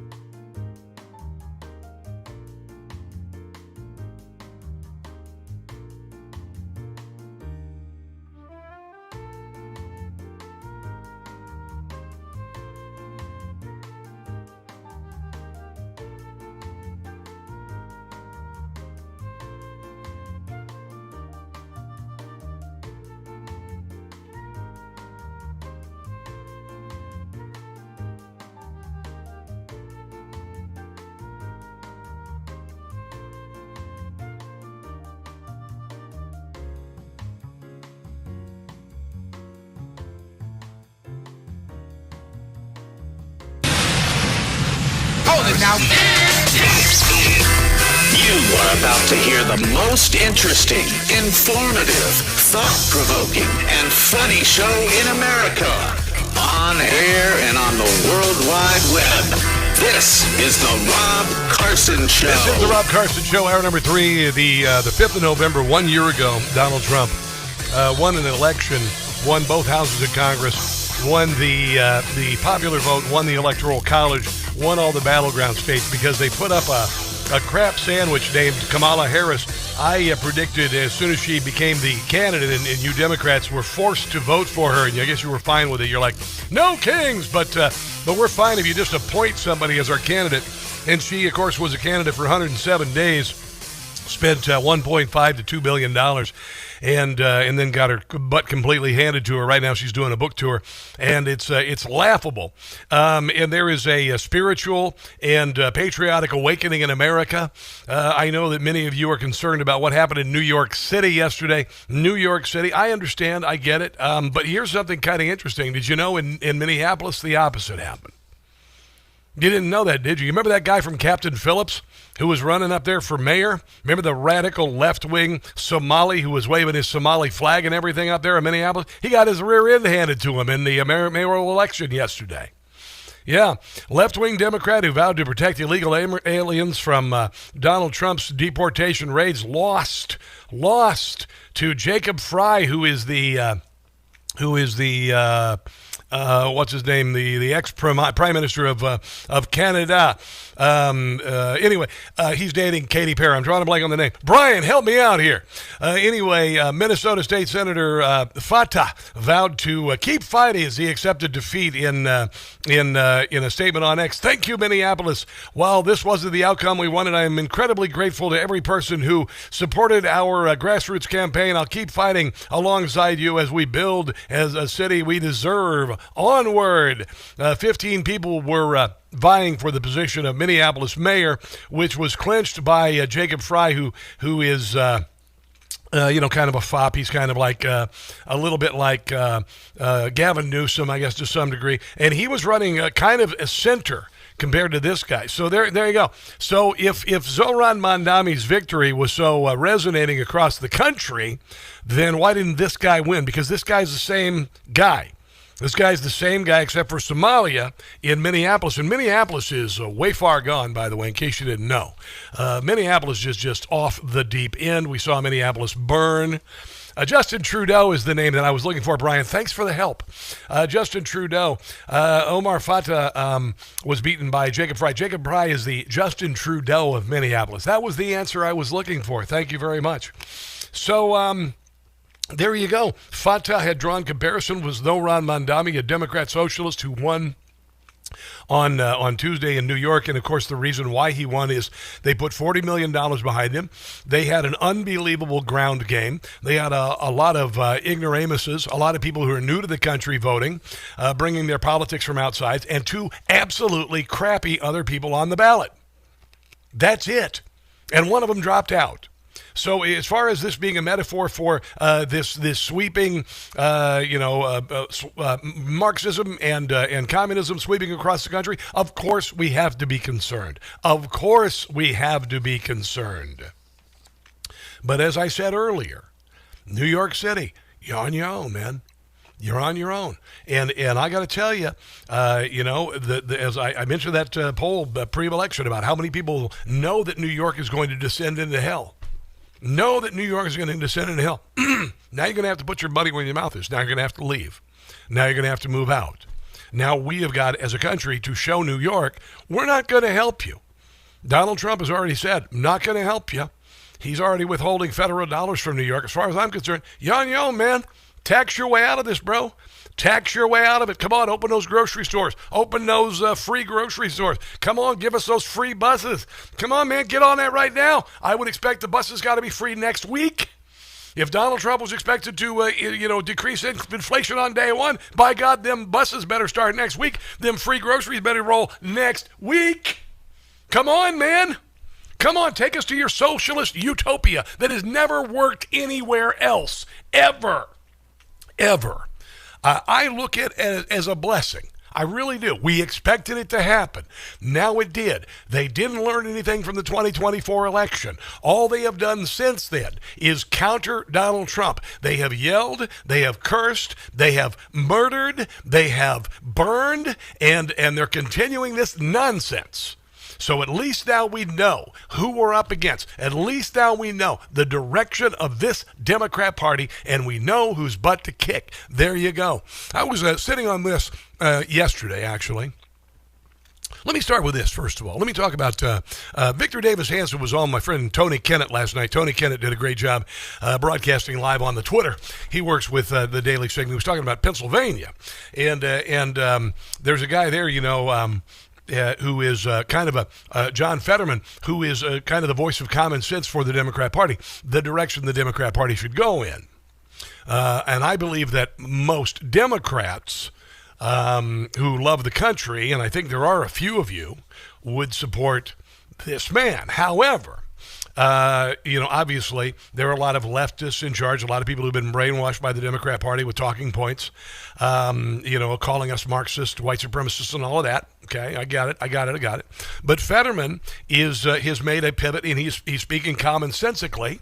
And if the Democrat Party is going to survive, they would go in that direction. Here is Victor Davis Hanson talking with Tony Kennett last night about Pennsylvania. It's in a period of transition, and I don't think people appreciate that. And that's reflected not just in one Republican senator, but you can see Fetterman understands that you're not going to be reelected, or you're not going to be popular taking the traditional, not the traditional, but the new Democratic position. Yeah. And you can see the whole state is starting to do reminds me a lot of Iowa, 10 years ago, and especially 20 years ago. Iowa was just a hard blue state. Yeah. And now, as we saw on election night, I think the last Des Moines funny poll said that Trump was going to lose by 3 points, and he won by 12. Yeah. So it's in a period of transition, so anything can happen in Pennsylvania. Again, like I said, I thought it was a blessing that the Democrat Party did not learn a thing from the keel hauling of Kamala Harris, and now they're looking at a victory in New York City in a place that is different from any other place in America. It is not Des Moines. It is not Poughkeepsie. It is not Cedar Rapids. It is not Salt Lake City. Not at all. Not one little bit. Yes, there are liberal bastions across America that exist. But look, Minneapolis didn't turn like New York City. But if the Democrat Party wants to go that way, I say go for it, man. Well, I think people are, they're looking at this as a bellwether, but the fact is that most of these elections that are important are taking place in blue states, blue jurisdictions, New York City, New Jersey, Virginia's. It's sort of a purple state, but, elected young, but mostly it's become, because of federal employees in the North, a blue. So I'm not confident, but that it's a bellwether, but I think the Republicans will do as well as they ever have under these circumstances. Yeah. And listen, we've got a lot of work to do. Donald Trump has got a lot of things to do. Possibly consider the nuclear option on the filibuster to get things done, because the Democrat Party, they're not here to play nicely. And as far as I'm concerned, gloves off. Gloves off 100%. Gloves off 100%. We pick up where we were the day before yesterday.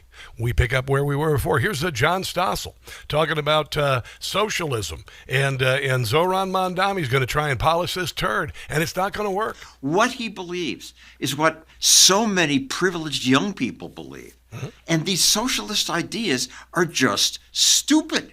Socialism. Terrifying word. Mondami mocks those who fear socialism. He says democratic socialism just means the commitment to dignity, a state that provides whatever is necessary for... He speaks in vagaries, and he is espousing something that has been done before and never works out, like government grocery stores. Compare your experience at your profit-seeking grocery store to dysfunction at the DMV. Government services bring tedious bureaucracy. People say hours-long waits have been greeting them at the doors. I don't want my grocery store run like that. Shelves are empty at an East Kansas City grocery store that's gotten millions of dollars. Yeah, and then, of course, what does he say? He says he's going to just tax billionaires. Well, I got to tell you right now, I'll bet you $1,000 right now. There are billionaires today have contacted their real estate agents, if they haven't already, about getting the hell out of New York City. Do you think that billionaires have a right to exist? I don't think that we should have billionaires. Mondami says he'll fund his handouts by taxing the rich. But wealth taxes never bring in what's promised. People don't work to pay taxes. Economist Art Laffer famously pointed out that at a certain level, higher taxes stop bringing in more money. Because rich people work hard to escape high taxes. They'll change where they earn their income. They'll change how they earn their income. They'll change how much they earn. When they receive the income, they'll change all of those things to minimize taxes. They will leave the United States. This billionaire once told me that if New York's taxes go up, rich people will just leave. You haven't left. I haven't left yet. Are you going to leave? Big story if I leave, I guess. Yeah, and he ended up leaving, didn't he? He ended up leaving. So there you go. You got a big victory by a guy who was expected to win in New York City. And people are already saying they know exactly what's going to happen. And so it's going to happen. We don't help New York City out. The positive is in Minneapolis, where it could have happened, it did not. It did not. Minneapolis burned in the summer of 2020. This guy, Omar Fatah, he was there, man. He's the squad's candidate. He was waving his Somali flag and everything, and he ended up getting beaten by a guy who's been the mayor, who ran as a moderate. There you go. Let's take a break and come back, shall we? This is the Rob Carson Show.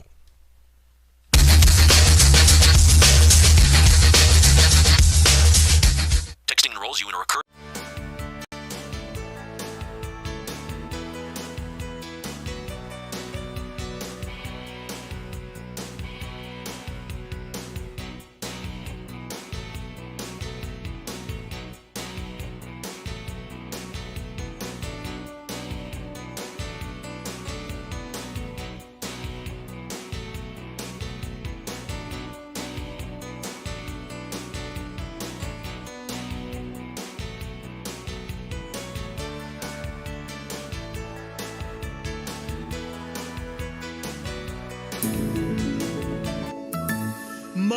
Mondami, a socialist. Mondami, a communist. He's a fan of a muss. His win will be New York's loss. He's an extremist, you bet, as New York's gonna get taxed like never before. When Mondami is done, the city will run every grocery store. He'll defund the police and crime will increase as the murder rate begins to soar. Mondami, anti-Jew, he despises Netanyahu. It is really a sin. New Yorkers voted him in. They'll regret that they helped him win.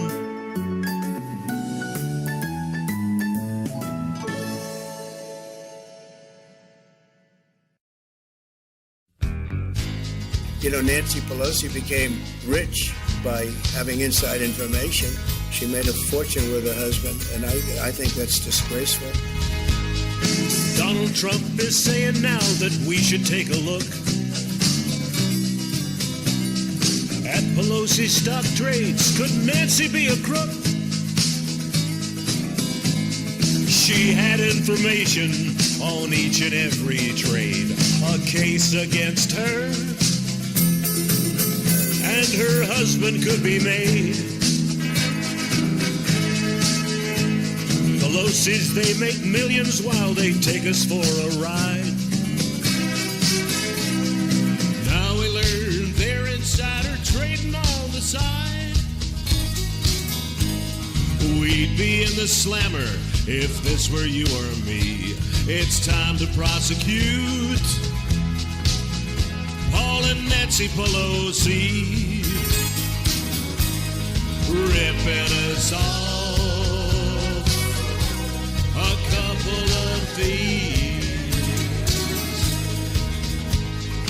day trading on the side. What I do think is Nancy Pelosi should be investigated.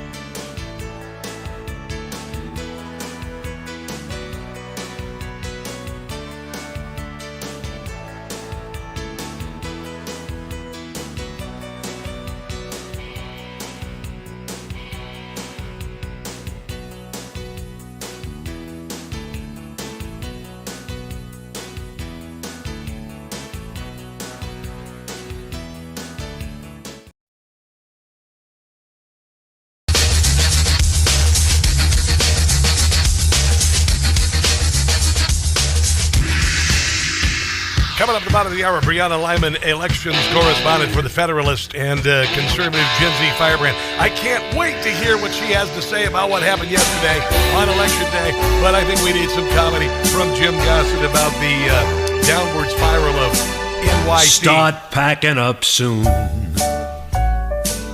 Start leaving today. Good luck with the communists.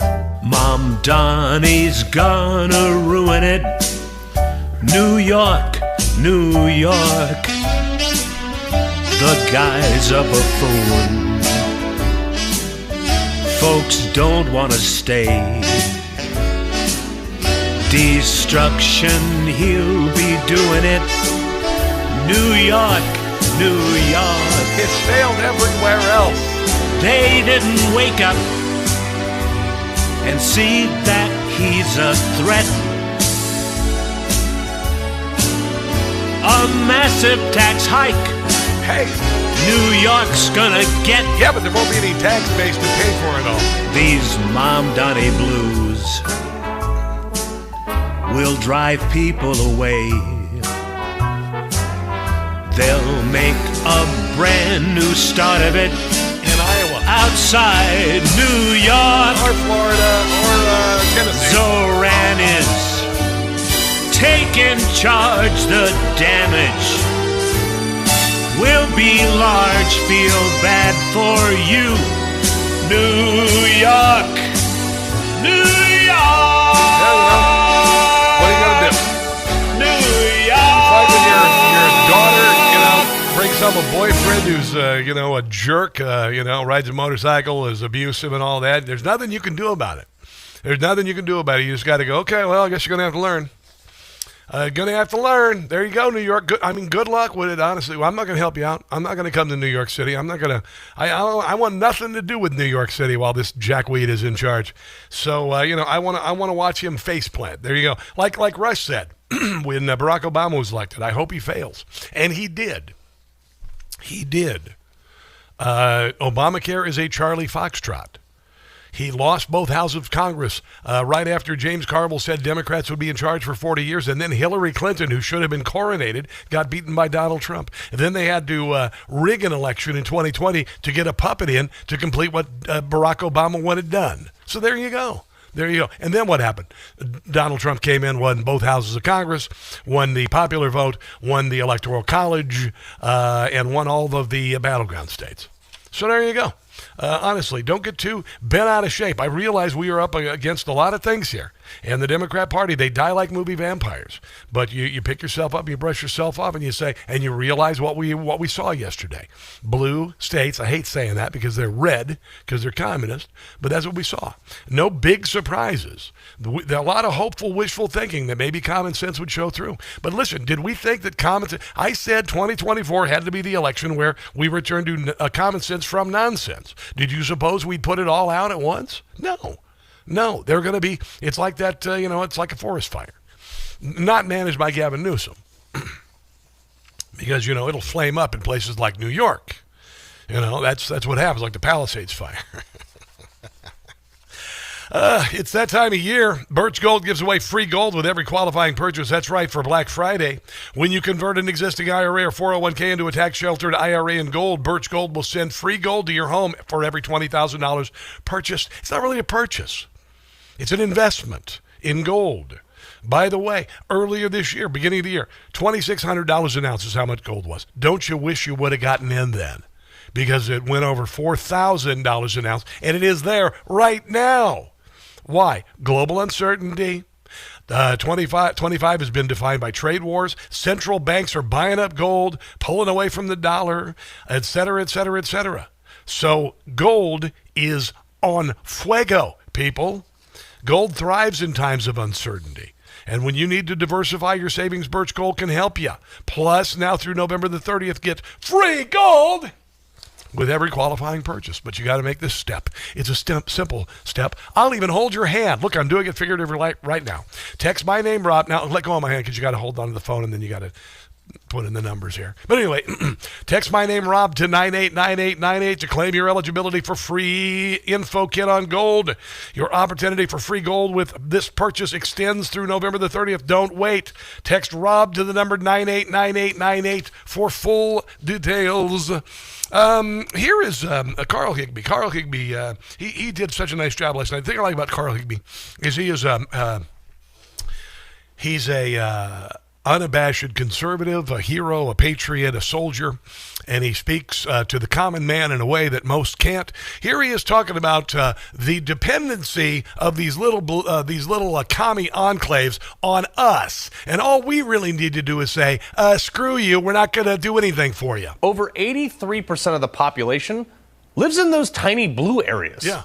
You know what happens in those huge red areas? What? They produce most of the stuff that those blue areas consume. The food we eat is more than 90% produced in those red areas for those grocery stores that Ma'am Danny is promising everyone access to. That, by the way, recently had to pay a higher tax to bring those goods into Manhattan, which made it more expensive. And when I say Democrats don't understand how the food is grown, like, it doesn't just show up on a shelf. When I was in college, I knew a kid from New York who thought you had to kill the cow to get the milk. Somewhere. You need proof? I'm not kidding. Oh my God, you guys. I just checked on my community garden slot and I was so nervous because I was That was when AOC discovered that if you put seeds in dirt, they will actually sprout and create plants. She had no idea. AOC has discovered agriculture. But her awe of a plant growing in dirt is shared by like 80% of most people in the cities. Sure, places like her home of New York or San Francisco and any of the major cities. Sure, those are financial. They're helpless. They're like a bug, a beetle on its back in the middle of the highway. They're nothing without us. Hubs that contribute the vast majority to our economic output. But their computers, their lights, their heating, their air conditioning on the trading floors are powered by electricity. They don't even know most of those things come from the oil that we get out of the ground. Generated by power plants predominantly in the red areas. The power with oil and coal and mined and drilled. Like I said, New York City, you're on your own. As far as New Jersey is concerned, welcome to it. You've just voted for rates for utilities that are going to remain incredibly high. If they stop at all from going through the ceiling, they're still investing in green nonsense, and your property taxes aren't going down anytime soon. Congratulations. Wallow in your misery. Wallow in your misery. Celebrate your little victory in your blue states. But we got to fight against this spreading to the rest of the country. We stopped it in November, and I know we're going to be able to do it again. Stay strong, stay positive, stay joyful and patriotic. Brianna Lyman, next. Hey guys, it's Carson. Forget fresh olive oil. I eat olive oil every day. I got rid of seed oils years ago. Life is too short to not have wonderful fresh olive oil, and I mean fresh. Olive oil packs the most flavor and healthy ingredients when it's fresh from the farm. And that's the problem with supermarket olive oils. They're not fresh. They can sit on the shelf for months growing stale. That's why I get my olive oil from small, award-winning farms, thanks to a fellow named T.J. Robinson, also known as the Olive Oil Hunter. When I tasted TJ Farms' fresh olive oils, I fell in love with their vibrant, grassy flavors. They're incredibly delicious on salad, veggies, pasta, meat, fish, you name it. And as an introduction to his Fresh Pressed Olive Oil Club, TJ is willing to send you a full-size $39 bottle of one of the world's finest artisanal olive oils, fresh from the new harvest, for just $1 to help him cover shipping. There's no commitment to buy anything now or later. Get your free $39 bottle for just $1 and taste the difference freshness makes.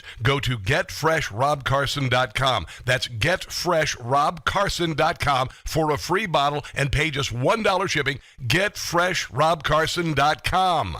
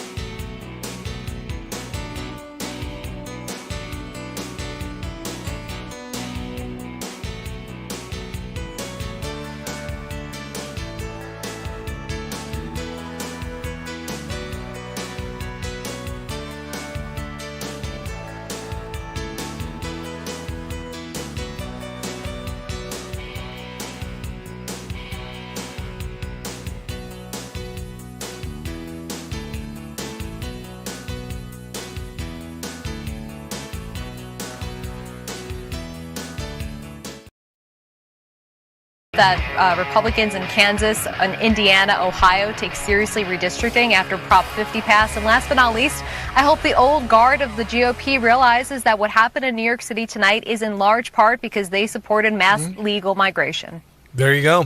That is Brianna Lyman last night talking on Fox News. We are graced by her presence right now on the NEWSMAX hotline. She is an elections correspondent at the Federalist, NEWSMAX contributor, among other things, and she joins us right now on the NEWSMAX hotline. Good morning. How are you? Or good afternoon, I should say.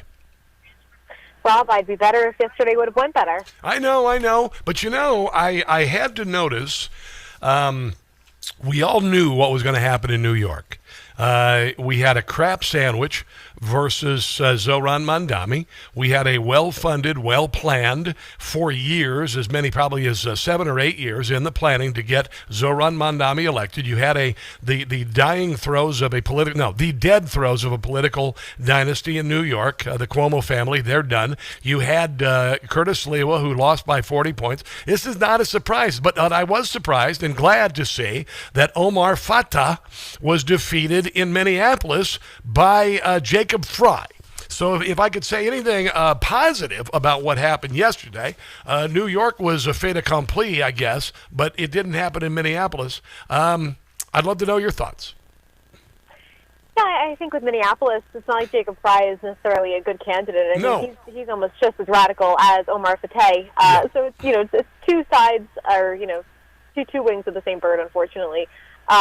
That being said, I think yesterday was, in fact, just a really bad day for Republicans. Yeah. They don't know how to win when Donald Trump is on the ballot. They don't know how to turn out low-propensity voters. Yeah. That is the biggest issue that Republicans have. It's not that we don't have the math. We have the math. We don't know how to get people out. Yeah. I agree. I just moved to Virginia. I was very, very disappointed in Virginia. I know some people. I got to know John Reed running for lieutenant governor. He was out busting his butt around the state the entire the last year. His opponent was funded by the same groups that funded Zoron Mondami's rise. She did no debates whatsoever.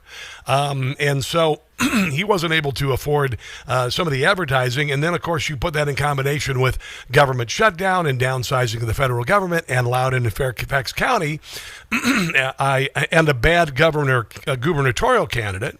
I think we were hoping against hope that places like Virginia would experience the same sort of wave that we saw last November.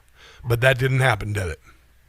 Not only did that not happen, but Virginia, was definitely the worst of all the races because the House of Delegates was just brutal, right? Democrats ended up picking up, 13 seats and now 64 seats out of 100. And what that means for Virginia and for the country is they're going to redistrict. Their efforts stalled this past week, but now with a majority like that, there's no reason why they wouldn't redistrict, which means Republicans in Indiana, Kansas, Ohio, get to work. Yes.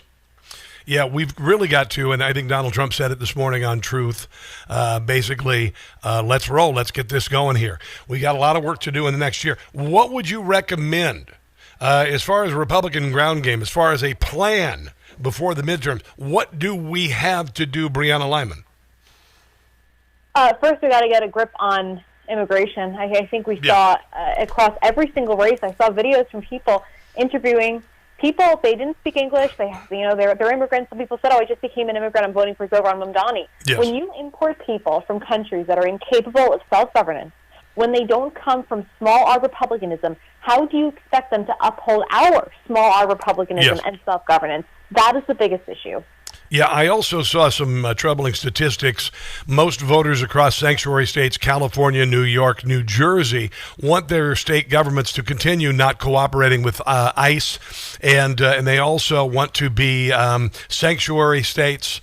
Democrat Governor Gavin Newsom's final budget allocated $348 million to law enforcement, while the state's own budget experts in October estimate the tab for giving health benefits for illegals at $10 billion. $10 billion. And did you hear the interview the other day that Elon Musk did with Joe Rogan concerning why states like California have used health care dollars from the Fed to essentially load up illegals with largesse and allow them to vote? They are voting, aren't they?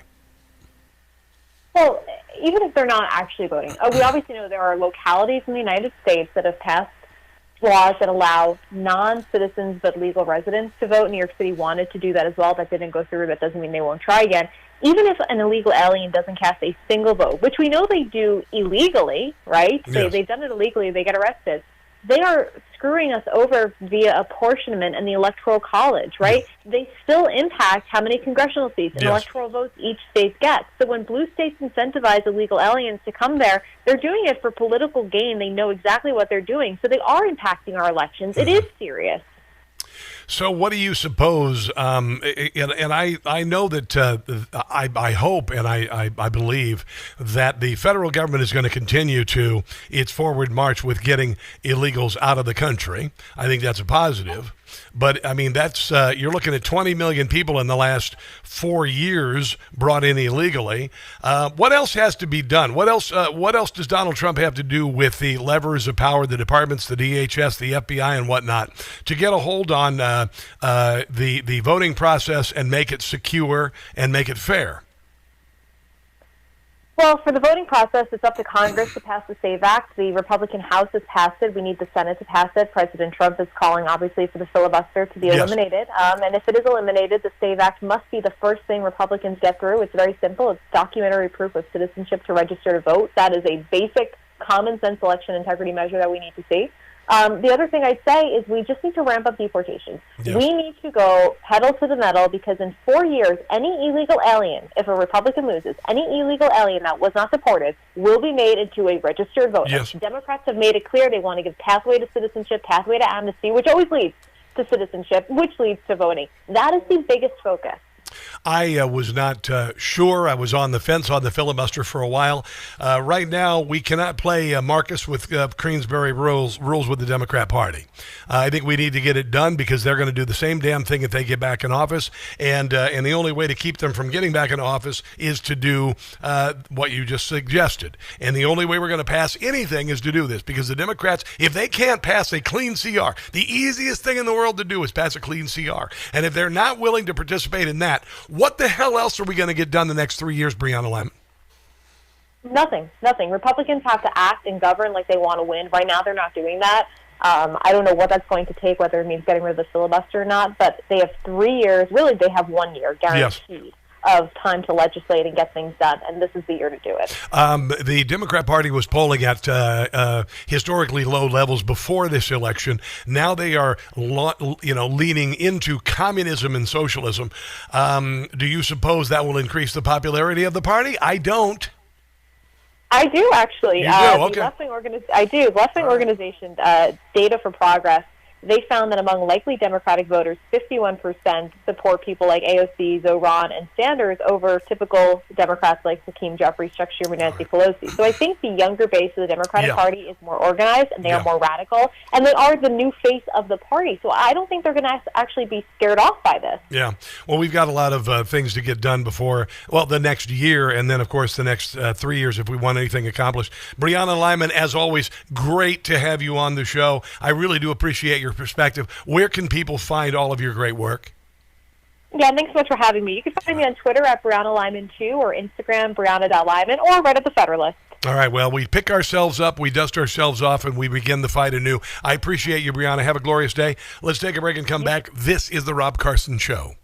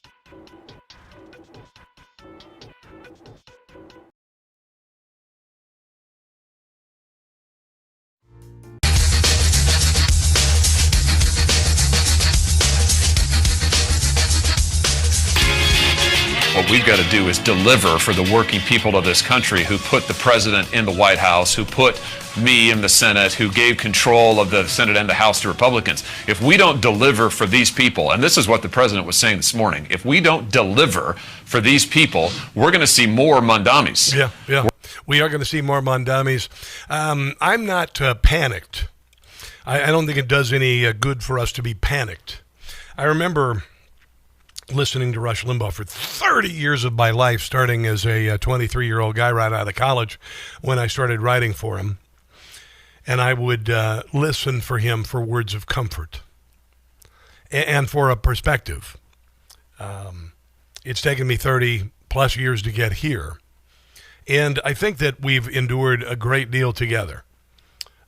We incur setbacks. We haven't had such a setback as we did pre-election since. I mean, we've had a lot of caterwauling and a lot of nonsense from the left, a lot of violence, a lot of no kings, Elon Musk, every surviving media entity, of course, negative press about every single thing, including, of course, the redoing of the ballroom at the White House.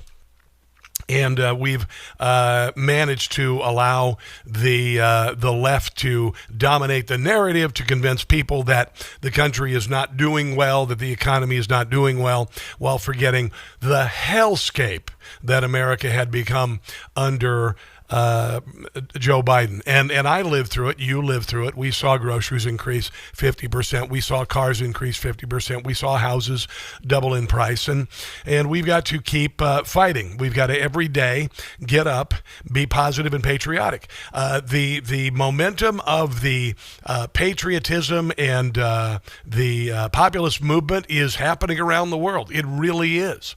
But while it's happening around the world, we have to maintain it here. It's happened in places like Italy. It's coming to France. It's coming to England. But we face strong headwinds. As far as New York City is concerned, not a big surprise what happened. Now they're on their own. Let's watch it just burn. Honestly, we'll see how quickly it actually catches fire. This is this is great. John Solomon was talking about what's going on in New York City already. Now I want you to listen to this. John Solomon is somebody that if the Democrat Party hadn't gone after free speech, hadn't declared what we say, disinformation and misinformation, hadn't stricken Donald Trump and a lot of us from all social media, John Solomon would be still working for probably, CNN or something. But now he's a rock star. He's a rock star because people are hungry for the truth.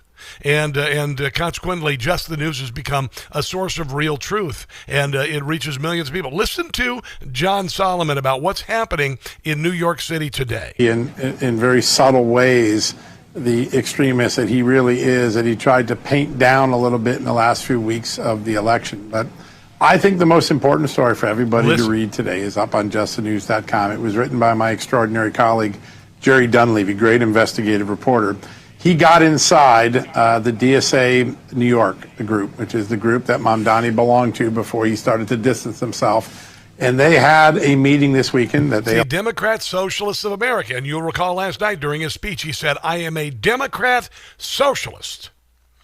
That has nothing to do with the Democrat Party at all. Not a thing to do with the Democrat Party. They hate the Democrat Party. They want to see the Democrat Party disappear. They want to lean into communism. Know this. Allowed Jerry to attend, and you can see what they talked about. He is not a Democrat. They are going to force the city of New York to divest from anything that is Jewish.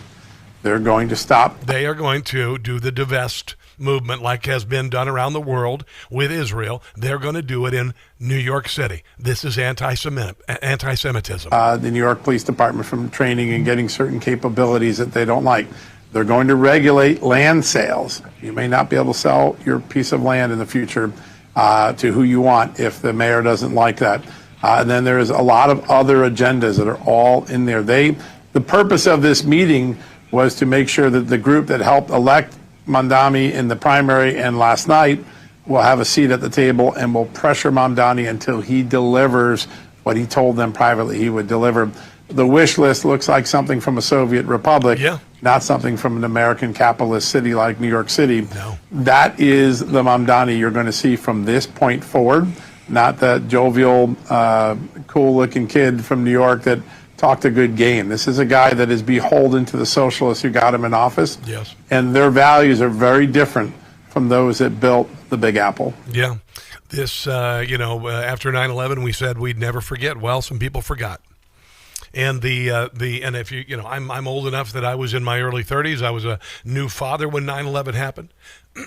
and I remember talking about how radical Islam moves in, and it takes decades. It takes decades. And they move in, and then their tentacles spread out, and then they take over. Well, it's been 2.5 decades. It's been 2.5 decades. And last night, he was as left of center as he could possibly be during that address. There was no attempt to mention any of the founders. He quoted the radical Islamists and communists in his speech. He quoted them. He made it very clear what he is going to do to New York. And what did I tell you? What did I tell you guys? I said that he's Islamist first, and he would use the useful idiots, the people in the LGBTQRSTUV community, and there was no other reason why terrorists or unindicted co-conspirators would glad hand someone who's so pro-LGBTQIA, and he tamped down his rhetoric around Jews so we could get some Jews to vote for him. But he also did not say disarm Hamas. He also did not say that he was going to stop saying globalize the Intifada. And guess what? Look what you got now. Exactly what I said was going to happen. Exactly what I was going to say happened. He is now in office. That is all that matters to him. And now he can unveil who he truly is. Let's take a break and come back. This is the Rob Carson Show.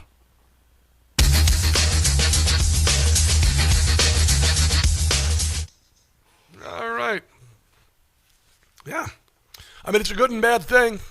It's a good and bad thing. You knew it was going to happen. I told you. He is this.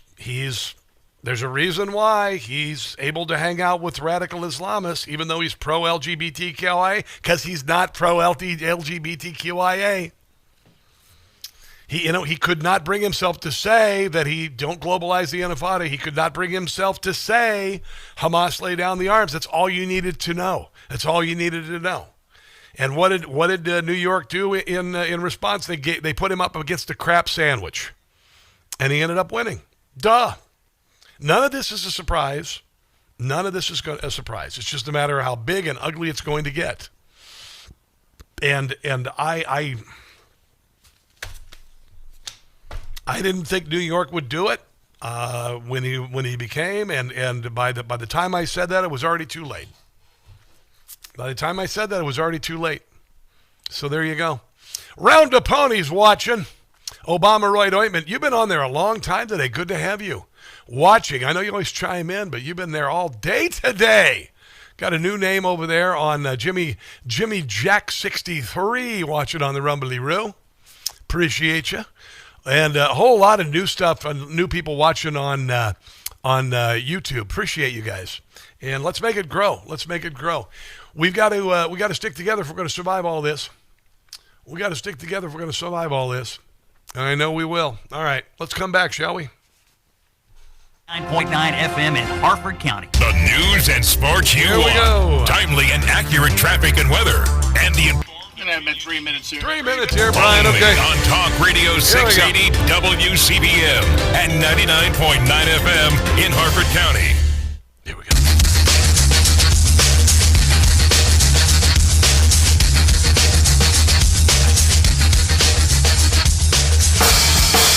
What's happening? Come on. Chuck Schumer, in a private meeting with other Democrat senators, said that if you'll just wait till after the election, I'll release the handcuffs. I added the handcuff part, but basically I'm paraphrasing what he said.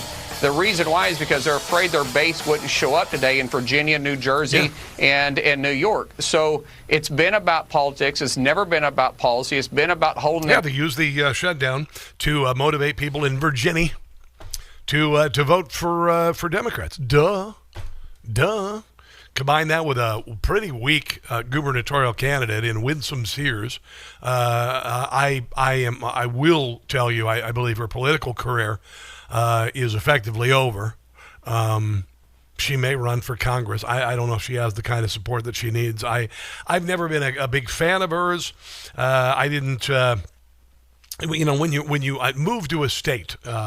And I had a bad feeling about this. I was slightly more optimistic with regard to Jason Miyares as the AG and John Reed as the lieutenant governor. But when you've got a candidate who's supported by George Soros and has $8 million funneled into her campaign in the state of Virginia, which, by the way, Donald Trump is cutting the federal workforce, and also a lot of people haven't received their paychecks for the last couple of weeks.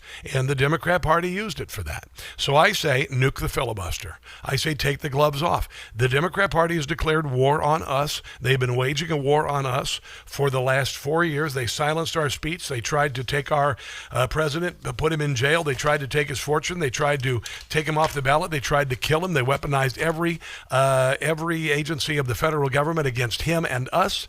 And as far as I'm concerned, let's go. Let's go. Now we know what we're up against. Now we know what we have to do. No more Marquess of Queensberry rules. No more standing in a line and like they used to do with the British Army before the Minutemen showed them what guerrilla warfare was all about and ended up defeating the greatest army in the history of mankind. No more conventional ways of warfare. We have to do whatever we can. And you know what? We did it to get Donald Trump in office. Through all of it, we stuck together. And I promise you, every single day I will come on here trying to analyze what has happened and a way to win, and we are going to win. We have been awakened. We realize we already knew what we are up against, but now we have to realize things have to be done before the midterms to turn this ship around. Number one, nuke the filibuster. There you go. Guys, have a glorious day. God bless America as founded. God bless Donald Trump as he continues to try to save the country. Nothing we can do about New York, people. I'll see you tomorrow. Don't catch so stupid. All right, Robbie, have a good night. All right, Brad. Talk to you. Information. Truth is freedom. Is NEWSMAX. It's real news for real people.